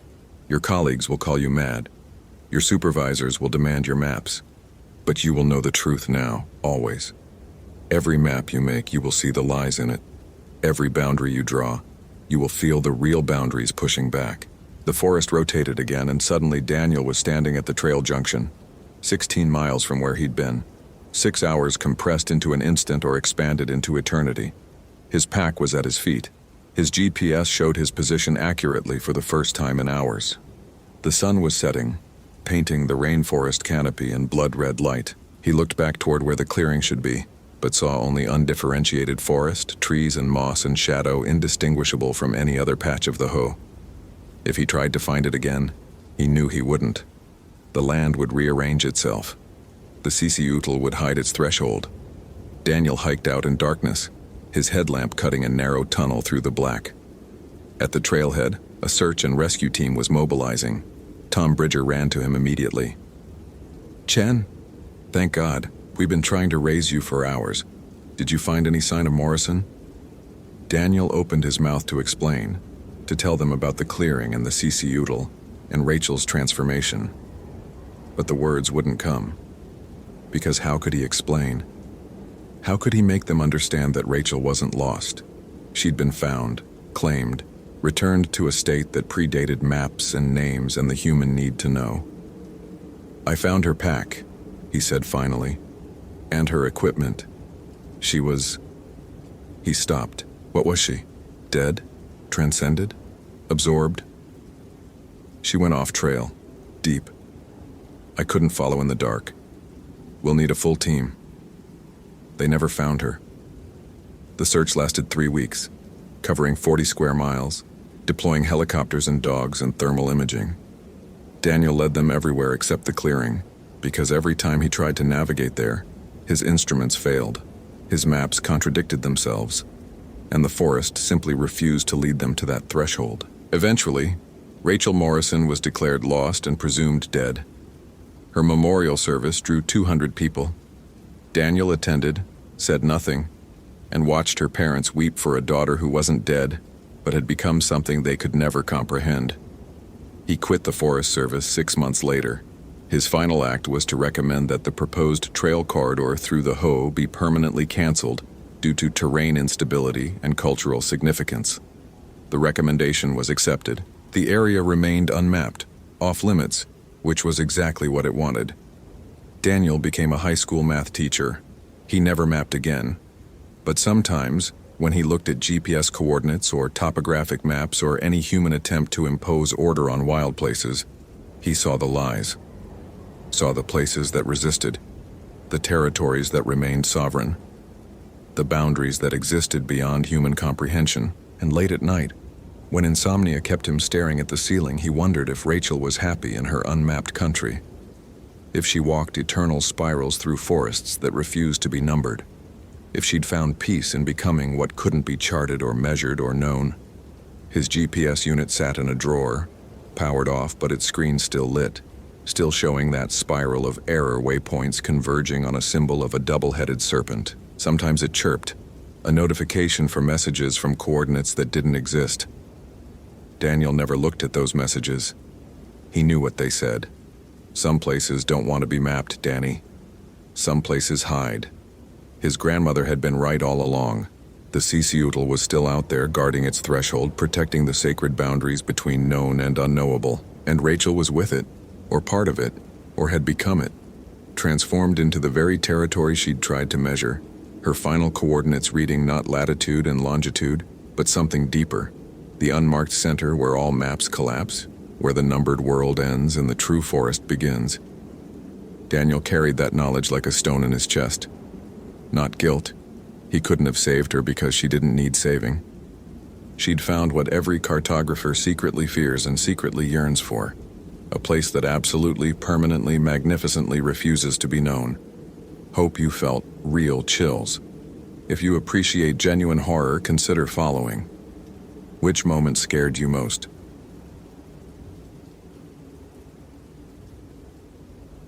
The phone call came at 5:47 a.m., pulling Daniel Torres from a dream he'd forgotten the moment his eyes opened. The ringtone, a simple, persistent buzz, cut through the pre-dawn silence of his ranger station like a blade. Olympic National Park, Ranger Torres speaking. Please. The woman's voice fractured on the single word. Please, our daughter. She's missing.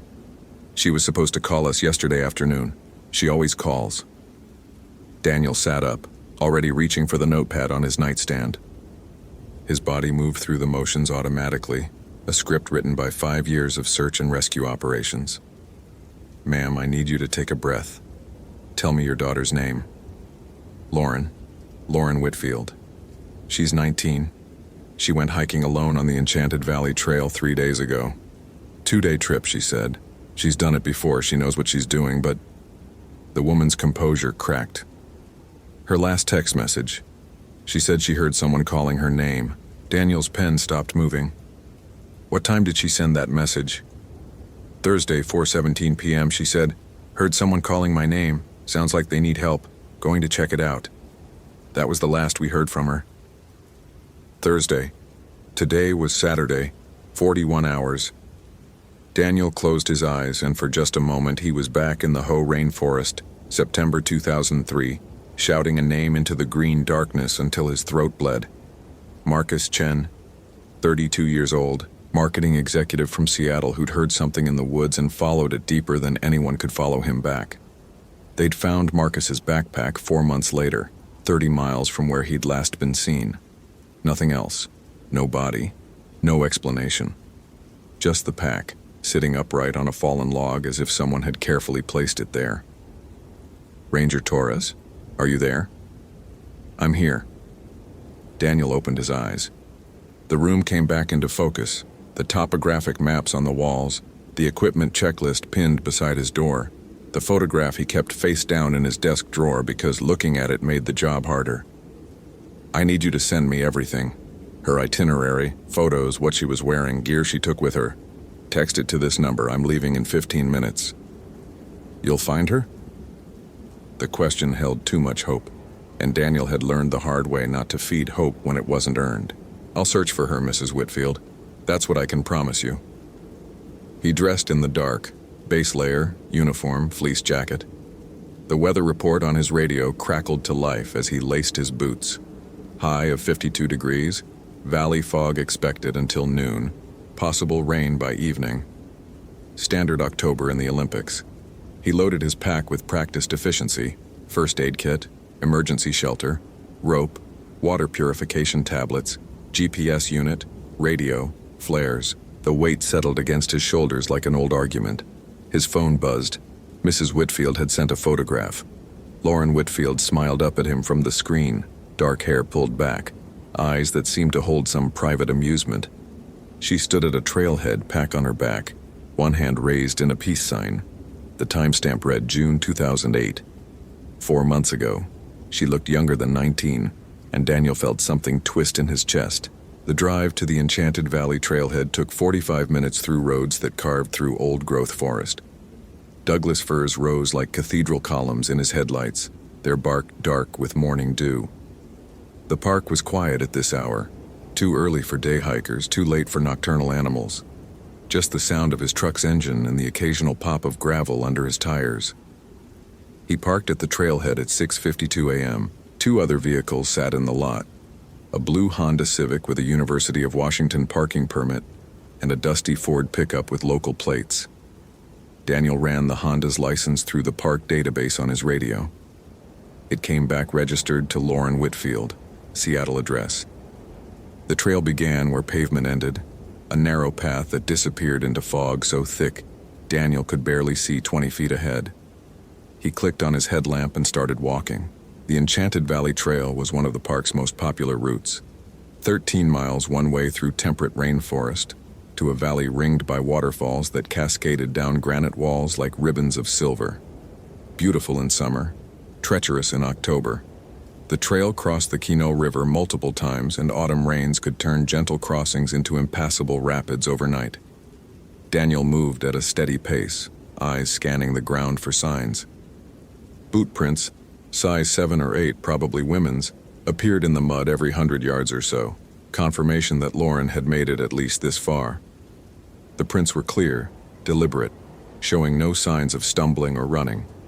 She'd been walking with purpose. At mile 3, the trail descended toward the first river crossing. The water ran higher than Daniel liked, gray and fast, swollen with rain from earlier in the week. The log bridge looked solid enough, but the wood was slick with moss. He crossed carefully, one hand on the rope railing. Lauren's boot prints picked up on the far side, still heading deeper into the valley. "Lauren Whitfield." Daniel's voice echoed off the trees and died quickly, absorbed by the fog. "This is Ranger Torres with Olympic National Park. If you can hear me, call out." Nothing. Just the rush of water and the drip of condensation from leaves overhead. He continued. The trail climbed steadily now, switchbacking up a ridge thick with western hemlock and Sitka spruce. Daniel's thighs burned with the effort, but he kept his breathing even, his pace measured.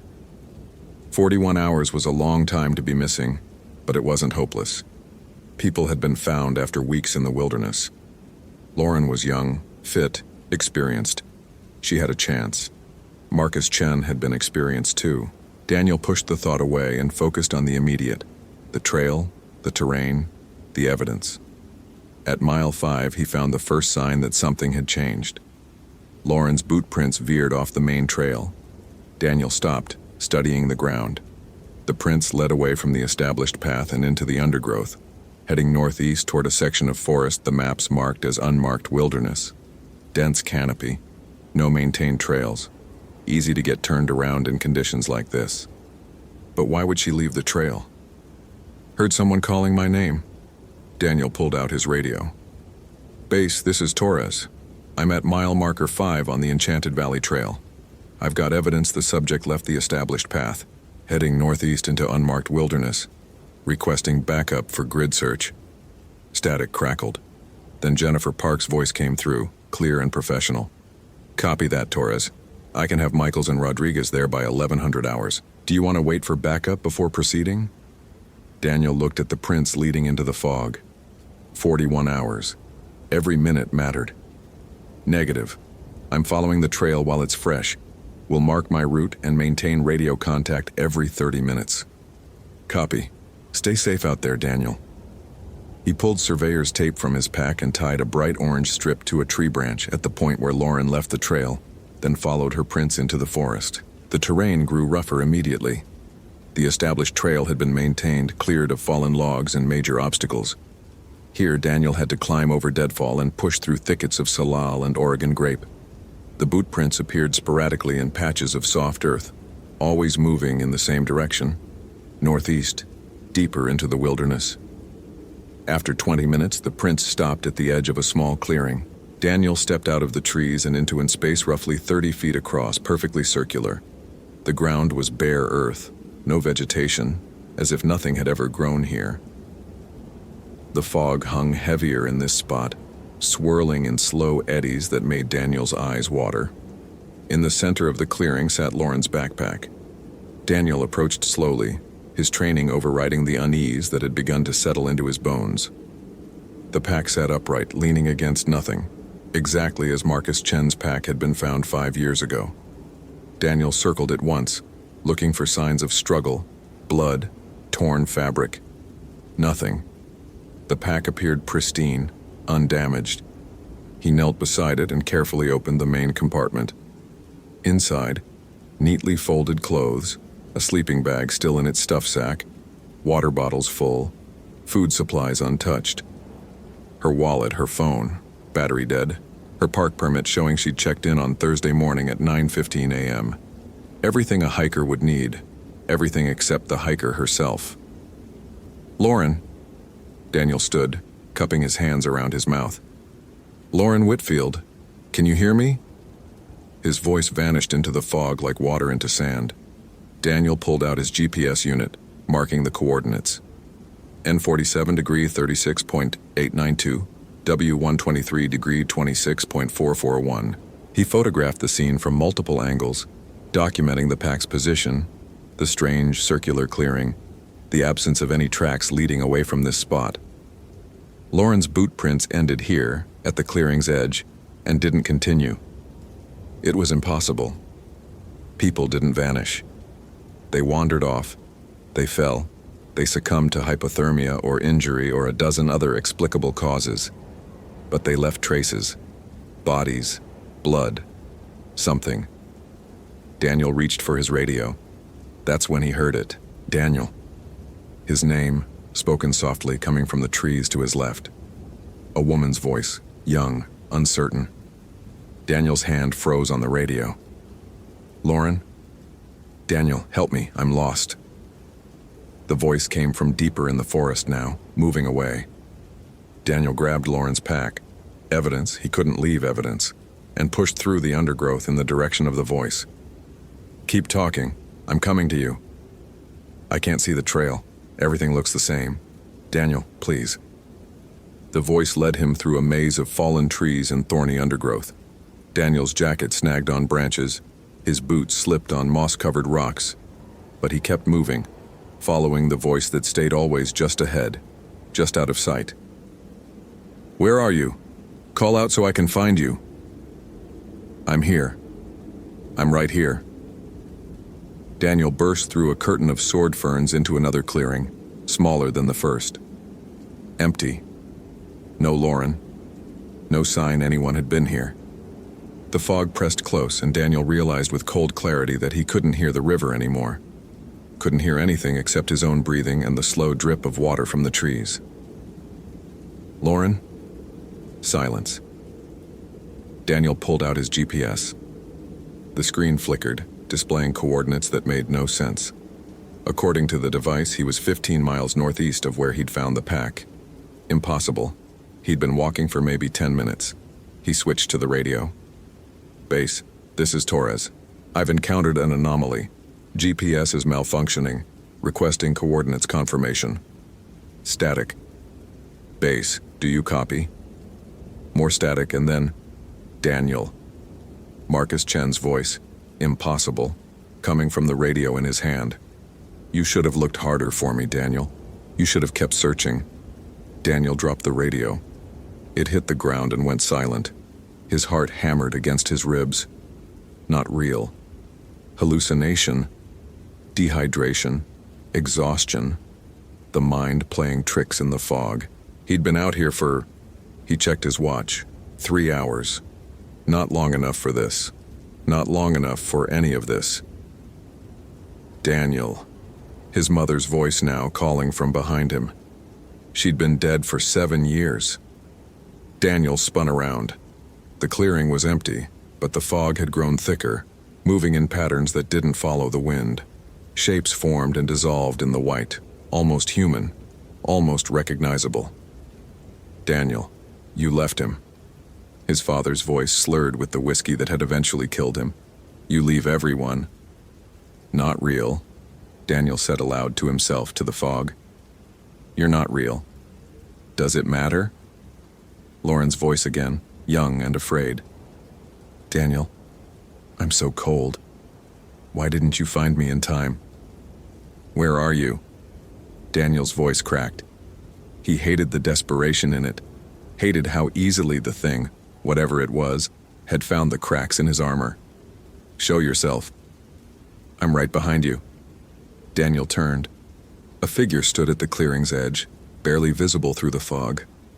Lauren's height, Lauren's build, wearing the red jacket Mrs. Whitfield had described in her frantic messages. The figure raised one hand in a gesture that might have been a wave or a warning. "Lauren." Daniel took a step forward. The figure turned and walked into the trees. Every instinct Daniel had developed over 5 years of search and rescue screamed at him not to follow. This was wrong. All of it was wrong. The voices, the malfunctioning equipment, the fog that moved like something alive. He should mark his position, retrace his steps, get back to the trail, and wait for backup. But Lauren was out here somewhere. Maybe hurt, maybe dying, maybe already dead. But he didn't know that for certain, and the not knowing was the thing that had eaten at him for 5 years since Marcus Chen. Daniel followed. The figure stayed ahead of him, always visible, but never close enough to reach. It led him through terrain that grew progressively stranger. Trees that grew in spirals, rocks carved with patterns that looked almost like writing, a stream that ran uphill. The fog thickened until Daniel could barely see his own hands. He walked for what felt like hours, though his watch insisted only 20 minutes had passed. Time felt elastic here, unreliable. Finally, the figure stopped. They'd reached a third clearing, larger than the others, ringed by ancient cedars whose trunks were wider than Daniel's truck. The fog lifted slightly, and Daniel saw what waited in the center. Lauren Whitfield sat with her back against a fallen log, legs drawn up to her chest, head bowed. She wore the red jacket. She wasn't moving. "Lauren!" Daniel ran forward, dropping to his knees beside her. "Lauren, can you hear me?" He reached for her shoulder, and the moment his hand made contact, Lauren's head snapped up. Her eyes were wrong, clouded white like cataracts, but moving, tracking him with terrible focus. Her mouth opened, and the voice that came out was a chorus. His mother, his father, Marcus Chen, a dozen others he didn't recognize, all speaking in unison. "You always arrive too late, Daniel Torres." Daniel jerked his hand back, but Lauren, the thing wearing Lauren's body, grabbed his wrist with strength that shouldn't have been possible. Her grip was ice, burning cold that sent pain shooting up his arm. We are the echo of every call that went unanswered, every name shouted into the wilderness, every search that ended too late. The voices layered over each other, creating harmonies that hurt to hear. This forest remembers. We remember. Daniel tried to pull away, but the grip tightened. He could feel something flowing from him into her, something essential draining away like water from a broken vessel. His thoughts grew fuzzy, distant. Marcus Chen walked into the forest looking for someone who needed help. The chorus continued. So did Lauren Whitfield. So did you. The forest calls and the good ones answer. The good ones always answer. The fog swirled tighter around them, and Daniel understood with horrible clarity. This wasn't a rescue, it was a harvest. The thing fed on people like him. People who heard cries for help and couldn't ignore them. People whose compassion made them vulnerable, made them follow voices into the wilderness, even when logic screamed danger. It had called Marcus with a stranger's plea. It had called Lauren with a cry for help, and now it was calling him with their voices, with every regret and failure he'd ever carried. It fed on guilt, on responsibility, on the fundamental human impulse to help. Let her go. Daniel's voice came out weaker than he wanted. The draining sensation intensified and his vision grayed at the edges. Take me instead. Let her go. The thing that wore Lauren tilted its head, studying him with those clouded eyes. You would trade yourself? Even knowing you cannot save her? She has been ours for 41 hours, Daniel Torres. There is nothing left to save. Daniel looked at Lauren's face, really looked. The skin was too pale, waxy. The chest didn't rise and fall with breathing. This wasn't Lauren. This was what remained after the thing had finished feeding, a puppet animated by something that had never been human. I don't care, Daniel said, and meant it. Let her go. Her body. Her family deserves to bury her. The chorus laughed, a sound like wind through dead trees. So noble. So predictably noble. The grip on his wrist loosened slightly. But we do not bargain, Ranger. We do not trade. We simply call, and you simply answer. The fog condensed, taking shapes. Daniel saw them now, the others. Hikers, campers, rangers, all people who'd heard the call and followed. They stood at the clearing's edge, watching with empty eyes, waiting to add their voices to the chorus. Marcus Chen stood among them. "I'm sorry," Daniel whispered, looking at the face of the man he'd failed to save. "Marcus, I'm sorry I didn't find you." "Sorry?" The chorus swelled. Sorry means nothing here. Sorry is just another call into the darkness, another unanswered plea. Daniel's knees buckled. The draining sensation had spread from his wrist through his entire body. His thoughts scattered like leaves in wind. He was so tired. 5 years of guilt, of nightmares, of hearing his name called in the night and jerking awake, certain that somewhere in the forest, someone needed him. Maybe this was what he deserved. Maybe this was always where he was meant to end up. No. The thought came from somewhere deeper than the fog could reach. Daniel's free hand went to his belt, fingers closing around the handle of his service knife. It wasn't much. 3 inches of steel meant for cutting rope and opening packages. But it was real, solid, and it existed outside whatever nightmare logic governed this place. He looked up at the thing wearing Lauren's body. "You made a mistake," Daniel said. "What mistake could we possibly—" Daniel drove the knife into the hand gripping his wrist. The effect was immediate and catastrophic. The thing shrieked, not with the chorus of voices, but with a sound that was purely its own, high and terrible and wrong. The hand released him. The fog exploded outward in a wave that knocked Daniel backward. He scrambled to his feet, knife still in hand, and ran. Behind him, the clearing erupted in chaos. The thing screamed and the forest screamed with it, trees groaning as if in pain, the ground shaking. Daniel didn't look back. He crashed through the undergrowth, branches tearing at his face, the pack with Lauren's belongings still somehow strapped to his back.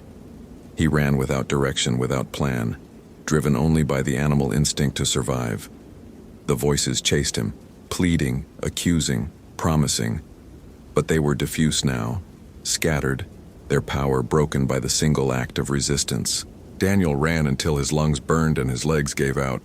He collapsed against a tree, gasping, and pulled out his GPS. The screen showed clear coordinates. N47 degree and 34.892 W 93 dig 24.441, 2 miles from the trailhead. 20 minutes of walking at a normal pace. His radio crackled to life. "Torres, this is Park. We've got Michaels and Rodriguez at your last known location. What's your status?" Daniel laughed, a broken sound that hurt his chest. "Base, I'm 2 miles from the trailhead. I have evidence. I need extraction." "Copy that. What about the missing hiker?" Daniel looked down at his hand. Blood seeped from where the thing's grip had left marks. Burns almost, in the shape of fingers. His wrist throbbed with pain that felt real and solid and human. "Deceased," he said quietly. "Victim is deceased. I'll explain when I reach base."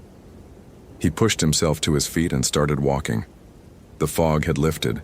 The forest looked normal, wet, green, indifferent, just trees and trails and the morning sun finally breaking through the clouds. Daniel emerged from the trailhead at 11:37 a.m. Jennifer Park stood beside his truck, radio in hand, her face tight with worry that relaxed when she saw him. "Jesus, Daniel, you look like hell." "Feel like it too." Daniel dropped Lauren's pack on the hood of his truck. "Call the Whitfields. Tell them we found Lauren's equipment. Tell them—" He trailed off. What could he possibly tell them? "Tell them I'm sorry. Tell them we did everything we could." Jennifer studied his face. "What happened out there?" "I'm not sure," Daniel said, which was at least partially true. "I need to file a report. It's going to sound insane." "Most of them do." Jennifer squeezed his shoulder, a brief gesture of solidarity. "Come on, let's get you checked out. Those burns on your wrist look nasty." Daniel nodded and climbed into his truck. Through the rearview mirror, he watched the trailhead recede as they drove away. The forest stood silent and still, keeping its secrets. That night, alone in his ranger station, Daniel sat at his desk and wrote 2 reports. The first was official. Evidence of the missing hiker discovered at N47 degree 36.892, W123 degree 26441. No signs of the hiker herself. Search suspended pending investigation. Body not recovered. The second report he wrote for himself longhand, every detail he could remember. The voices, the fog, the thing that wore human shapes.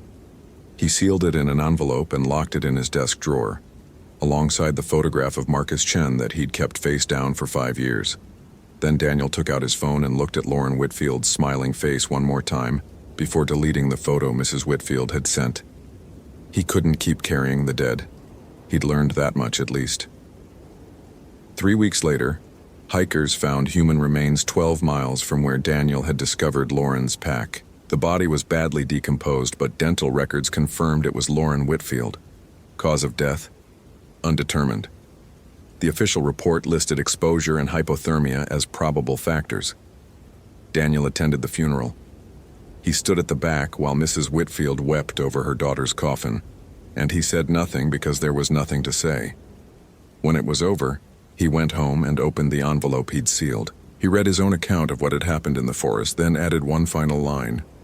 "It's still out there, it's still calling, and someone will always answer." Daniel sealed the envelope again and put it back in his desk. Then he went to bed and dreamed of fog and voices in a clearing where the dead stood waiting. In the morning, he went back to work. There were trails to patrol, hikers to guide, searches to conduct. The forest needed rangers, and people needed help. Someone had to answer the call. Even knowing what answered back. Thank you for reading. If you enjoyed this narrative, I'd love to hear your thoughts.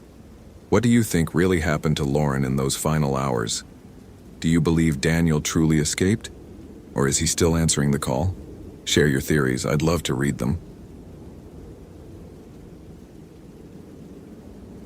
Daniel Harper's phone rang at 5:47 a.m., pulling him from a dreamless sleep that had taken hours to achieve. The number displayed was unfamiliar, but the area code, 360, made his stomach tighten.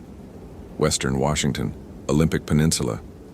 He let it ring twice more before answering, already knowing this wouldn't be good news. "Mr. Harper, this is Grace Chen. I got your number from the Olympic National Park office. They said you're the best." The woman's voice trembled with barely controlled panic. "My daughter Emily hasn't come back. She went hiking yesterday morning and she's still out there." Daniel sat up, rubbing his face with his free hand. Through his bedroom window, dawn was just beginning to gray the Seattle skyline. "Mrs. Chen, the park has search and rescue protocols. They should have. They're looking, but it's been 18 hours. The ranger I spoke with said the area where she went. He said it's tricky, disorienting. He mentioned your name specifically." A pause, then quieter. "He said you know that area better than anyone." The Hoh Rainforest. Had to be. Daniel felt the familiar tightness in his chest, the ghost of old panic. "Mrs. Chen, I'm not with the Park Service anymore. I haven't been for 3 years. Please." The word broke. "She's 19. She's my only child. The last text I got from her yesterday afternoon just said, 'Lost trail. Nothing looks right.' Then nothing. Mr. Harper, I'm begging you." Daniel looked at the framed photograph on his nightstand. Him and Marcus, both in ranger uniforms, grinning in front of the Sol Duke Falls sign. He'd turned it face down 2 years ago, but had never moved it entirely. Marcus had been 26 when he vanished.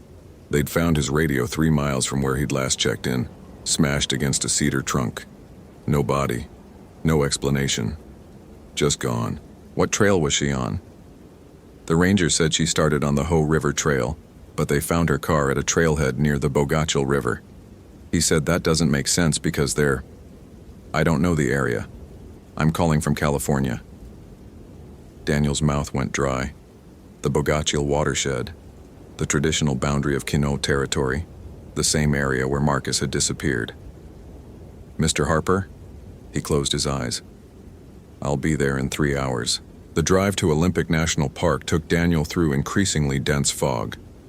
By the time he reached the ranger station at Forks, visibility had dropped to maybe 50 feet. Inside, he found Ranger Michelle Torres, one of the few people from his old life he still spoke to, hunched over a topographic map marked with red circles and lines. "Danny." She looked up, relief and worry mixing on her face. "Didn't think you'd actually come. Tell me what you have." Michelle pointed to the map. "Emily Chen, 19, experienced day hiker from San Diego. Started the Ho River Trail at 8:30 yesterday morning. Signed the register. Said she planned to hike to 5 Mile Island and back. Easy trail, well marked. Should have been back by 5 p.m. She moved her finger north. But we found her Subaru here, at the Bogachil trailhead 8 miles away. No note, no sign of her. Last phone contact was 3:47 p.m. yesterday. Text to her mother. Lost trail. Nothing looks right." "That's it?" GPS on her phone pinged twice more after that, both times from impossible locations. Michelle pulled out a printout. Once from a point that's in the middle of old-growth forest with no trails, and once from a ravine that's been impassable since a landslide in 2005. Then the phone died or was destroyed. Daniel studied the map, noting the cluster of red marks, a pattern he recognized. "How many searchers do you have out?" 12, in teams of 4. We've got the whole corridor between the Ho and Bogachil covered." She hesitated. "Danny, there's something else. Last night, 2 of the search teams reported their GPS units malfunctioning. Both teams said their compasses started spinning. They had to navigate out by following the rivers."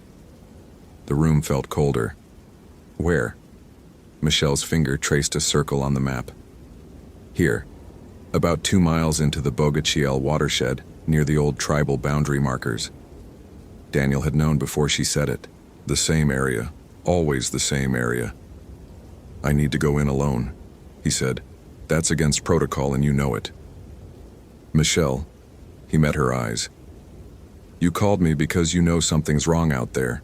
Something the manual doesn't cover. If I'm taking a team, I'm responsible for them too. I won't do that again." Her jaw tightened, but she nodded slowly. "Your radio dies. You're out. Understood?" "Understood."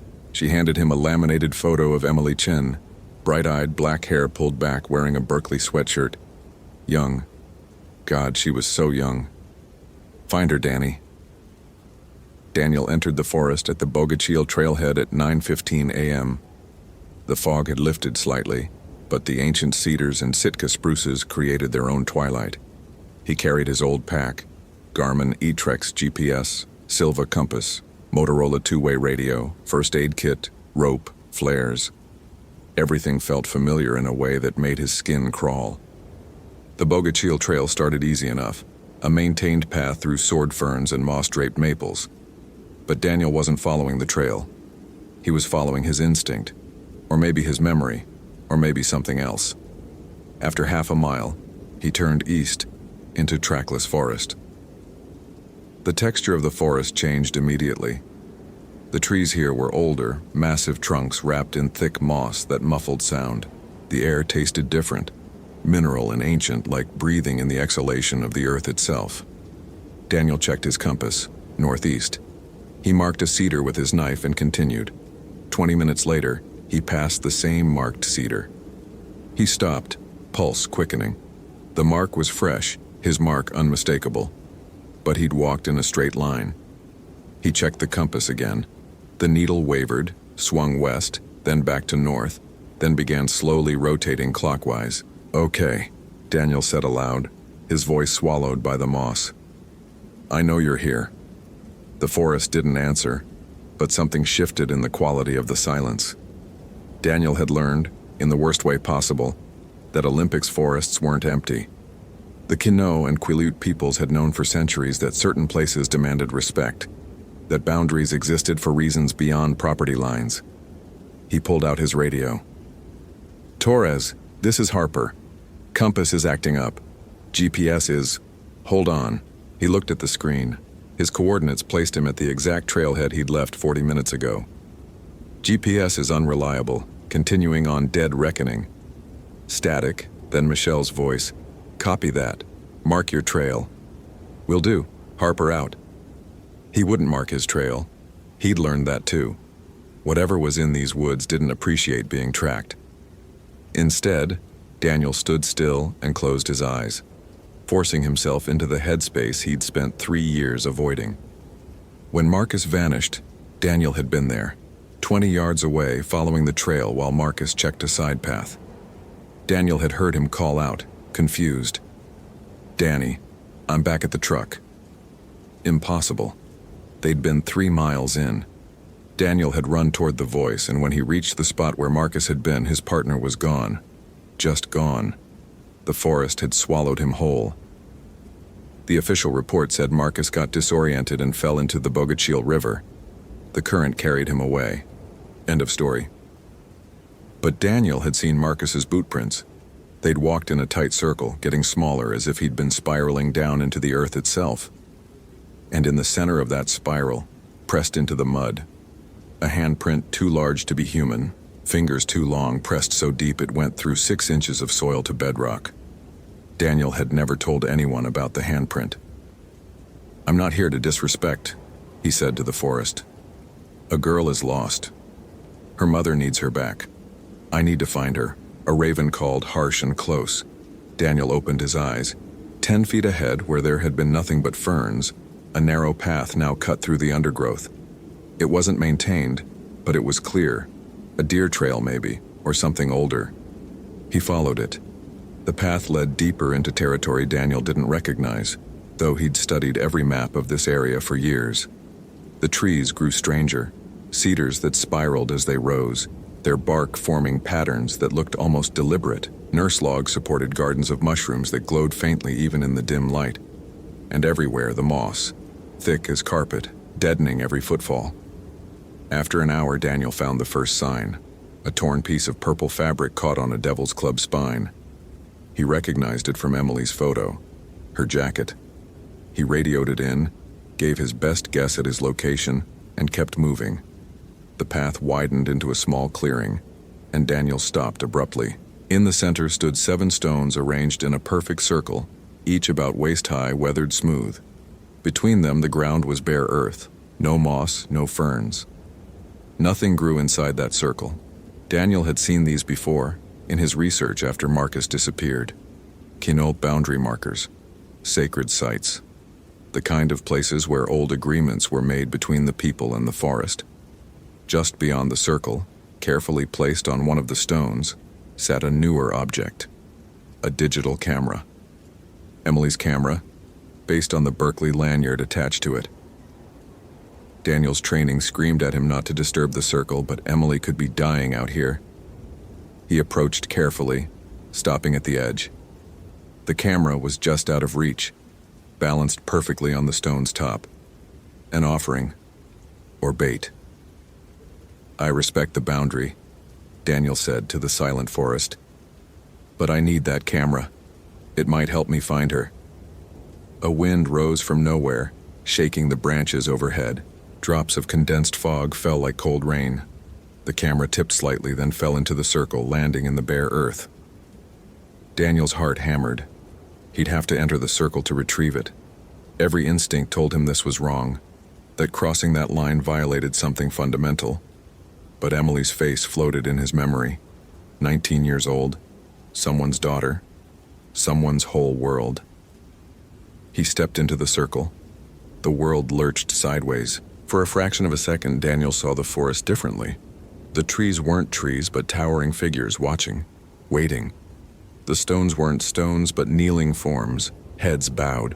And in the center of the circle where he stood, the ground opened into depth, a spiraling well of darkness that reached down into earth that predated humanity. Then it snapped back. Daniel was standing in the circle, camera in his hand, breathing hard. He stepped out quickly. The camera's screen was cracked but functional. He turned it on, scrolling through the photos. Emily hiking, smiling. More forest shots. Then the images changed. Trees that Daniel didn't recognize. Arrangements that looked wrong. Emily's face, frightened now, holding the camera out for a selfie. Behind her in the frame, visible in the shadows, a shape. Tall, too tall, with proportions that made Daniel's eyes water trying to focus on it. The last photo was time-stamped 4:02 p.m. yesterday, A blurry shot of ground as if the camera had fallen, and barely visible at the edge of the frame, Emily's hand reaching toward something Daniel couldn't see. He radioed Torres again. I found her camera. She was definitely in the Bogachiel watershed. I'm going to... Static cut him off. He tried again. Nothing but white noise. A voice spoke from the trees. Help me. Daniel spun. Emily? I'm lost. Please help me. The voice was Emily's unmistakably, but it came from 3 different directions at once. Where are you? Daniel called. I'm right here. Can't you see me? Movement in the trees. Daniel caught glimpses. Purple jacket, black hair, but every time he turned to look directly, there was nothing. Emily, I need you to stay still and keep talking. I'll come to you. Okay. Okay. The voice was crying now. I've been walking for hours. Nothing looks right. The trails keep changing. I just want to go home. Daniel followed the voice, his trained mind noting how it never quite matched the terrain. It echoed wrong, bounced from places where sound shouldn't carry. This wasn't Emily. This was something using Emily. How long have you been out here? He asked, playing along. Since yesterday morning. No, wait. What day is it? It's Tuesday, Emily. October 14th. A pause, then... That's not right. I came out here on Monday. That's right, you did. But you just said it's Tuesday. That would mean... The voice cracked. That would mean I've been out here for over a day. Daniel emerged into another clearing, smaller than the first. And there, finally, was Emily Chen. She sat with her back against a massive cedar, her purple jacket torn, her face scratched and pale. She was staring at her hands. Emily? She looked up and Daniel's blood froze. Her eyes were wrong, too dark, pupils dilated so wide they swallowed the iris. And behind her, carved into the cedar's trunk, were symbols Daniel recognized from his research. Quinault pictographs, ancient, sacred.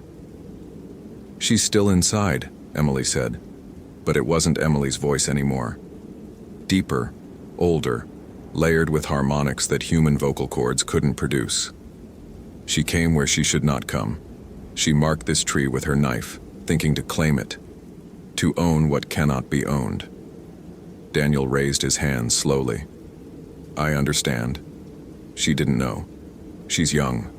Please. Your kind never knows, never respects, takes and takes and takes. Emily's body stood, moving with a fluidity that was all wrong, joints bending in ways that made Daniel nauseous. You know this. You paid the price before. Marcus, Daniel whispered, the loud one, the one who laughed at the signs, who crossed the circle 3 times, who took stones from the boundary. Yes, he fed the roots well. Horror and rage warred in Daniel's chest. He was my friend. He was trespasser, as is she. As are you. The thing wearing Emily's face tilted its head. But you are different. You came with respect. You made offering of your fear. It paused. You may have one or the other. Your friend's bones, or this girl's life. Not both. The boundary demands payment. Daniel's mind raced. Emily was still alive, still savable. But Marcus, God, Marcus had been alive all this time? Or was this thing lying? Show me Marcus, he demanded. Show me and I'll make my choice. The forest rippled. Reality bent. And suddenly Daniel was standing in a hollow beneath the roots of an ancient cedar. In the shadows, barely visible, was a skeleton in a ranger uniform, arms wrapped around itself in a final embrace. The skull faced upward, jaw open in an eternal scream. Moss grew through the ribs. Mushrooms sprouted from the eye sockets. The vision released him. Daniel staggered, tears streaming down his face. Marcus had been dead for 3 years. There was no saving him. There had never been a chance to save him. I choose Emily, Daniel said, his voice rough. Take me instead. The thing laughed, a sound like wind through hollow trees. Noble, pointless. She crossed the boundary. She carved the sacred cedar. She must pay, or another must pay equal price. Emily's hand, not Emily's hand, pointed at Daniel. You paid once. You lost your friend. You carry that weight. You respected the boundary after. You learned. The finger moved, pointing back at Emily's face. She has learned nothing. She sleeps inside her mind, dreaming of trails and cell phone signals. She would return to her world and speak of getting lost, nothing more. No respect gained, no lesson learned. Daniel understood then. This wasn't about punishment, it was about balance. About maintaining the agreement that had existed here for thousands of years. Let me wake her, Daniel said. Let me teach her. If she understands, if she truly respects what she violated, will that be enough? The thing considered. If she understands, if she swears to carry the knowledge, to be a guardian herself, in her own way, then balance is preserved. It leaned forward, and Daniel forced himself not to retreat. But if she fails, if she cannot hold the weight of understanding, then you both feed the roots. Do you accept? I accept. The world twisted again, and Daniel was inside Emily's consciousness, a gray space where she huddled, terrified and confused, reliving the same 5 minutes over and over, getting lost, trying to find her way, marking the tree, the trail disappearing, getting lost again, marking the tree. Emily, Daniel said gently. Emily, look at me. She turned, eyes wide. Who are you? Where am I? I need to find the trail. I'm Daniel Harper. I'm a ranger. Your mother sent me to find you. But Emily, I need you to stop and listen. Can you do that? She nodded slowly. You're in the Olympic National Forest in Quino territory. Do you remember what you did yesterday? I hiked the Ho River Trail, but I got turned around. I tried to mark my way, but everything kept changing. Then I found this big tree and I carved my initials in it to help me remember where I'd been. She looked down. That was wrong, wasn't it? The tree was really old, and I shouldn't have damaged it. That tree is sacred, Emily. It marks a boundary that's been respected for thousands of years. The forest protects that boundary, and when you violated it, the forest protected itself. Understanding dawned in Emily's eyes, followed by horror. I'm going to die here, aren't I? Not if you make a choice right now. Daniel knelt beside her. The forest, the spirit of this place, it's offering you a chance. You can go home, but you have to truly understand what you did wrong. Not just know it intellectually, feel it, respect it, and you have to promise to carry that respect forward, to be someone who teaches others, to guard these boundaries in your own way. I don't understand. How? Your mother said you're at Berkeley, environmental studies. Emily nodded. Then study this. Learn about indigenous land rights, about sacred spaces, about why some places should remain wild and unmarked and respected. Become someone who protects these boundaries, not with ranger uniforms and regulations, but with knowledge and advocacy. Daniel gripped her shoulders. But Emily, you have to mean it. This isn't just agreeing to get out of here. If you make this promise and break it, you're condemning yourself and me, do you understand? Emily was crying now, really crying. The kind of tears that came from understanding what she'd almost lost. I understand, I swear I understand. I'll spend my life. I'll make it right. I'll make it mean something. Then wake up. Daniel opened his eyes. He was kneeling in the clearing. Emily collapsed in front of him. Her eyes were closed, her breathing shallow but steady. The symbols on the tree behind her glowed faintly, then faded. The voice came one last time from everywhere and nowhere. The balance is preserved. Take her out. She will remember. You will both carry the weight. Emily's eyes opened, brown, normal, terrified, human. Mr. Harper? Yeah, I'm here. Can you walk? I think so. Daniel helped her up. She leaned on him, weak from a day and a half of supernatural imprisonment, but alive. As they turned to leave, Daniel looked back at the cedar. For just a moment, he thought he saw Marcus standing there, translucent in the dim light, smiling that easy smile of his. Then he was gone. "Thank you," Daniel whispered. The walk back took 3 hours. The paths appeared when they needed them. The compass pointed true, and the GPS showed their correct location. The forest had released them. When they finally emerged at the Bogachiel trailhead, Michelle was waiting with EMTs and Emily's mother. Grace Chen ran forward, grabbing her daughter in an embrace so fierce it made Daniel's chest ache. Over her mother's shoulder, Emily looked at Daniel. She mouthed 2 words. "I promise." Daniel nodded. Later, after the statements and the medical checks and the endless questions, Daniel drove home through the dark. His phone rang as he crossed the Hood Canal Bridge. Michelle. "You okay?" she asked. "Yeah. You?" "Danny, what happened out there?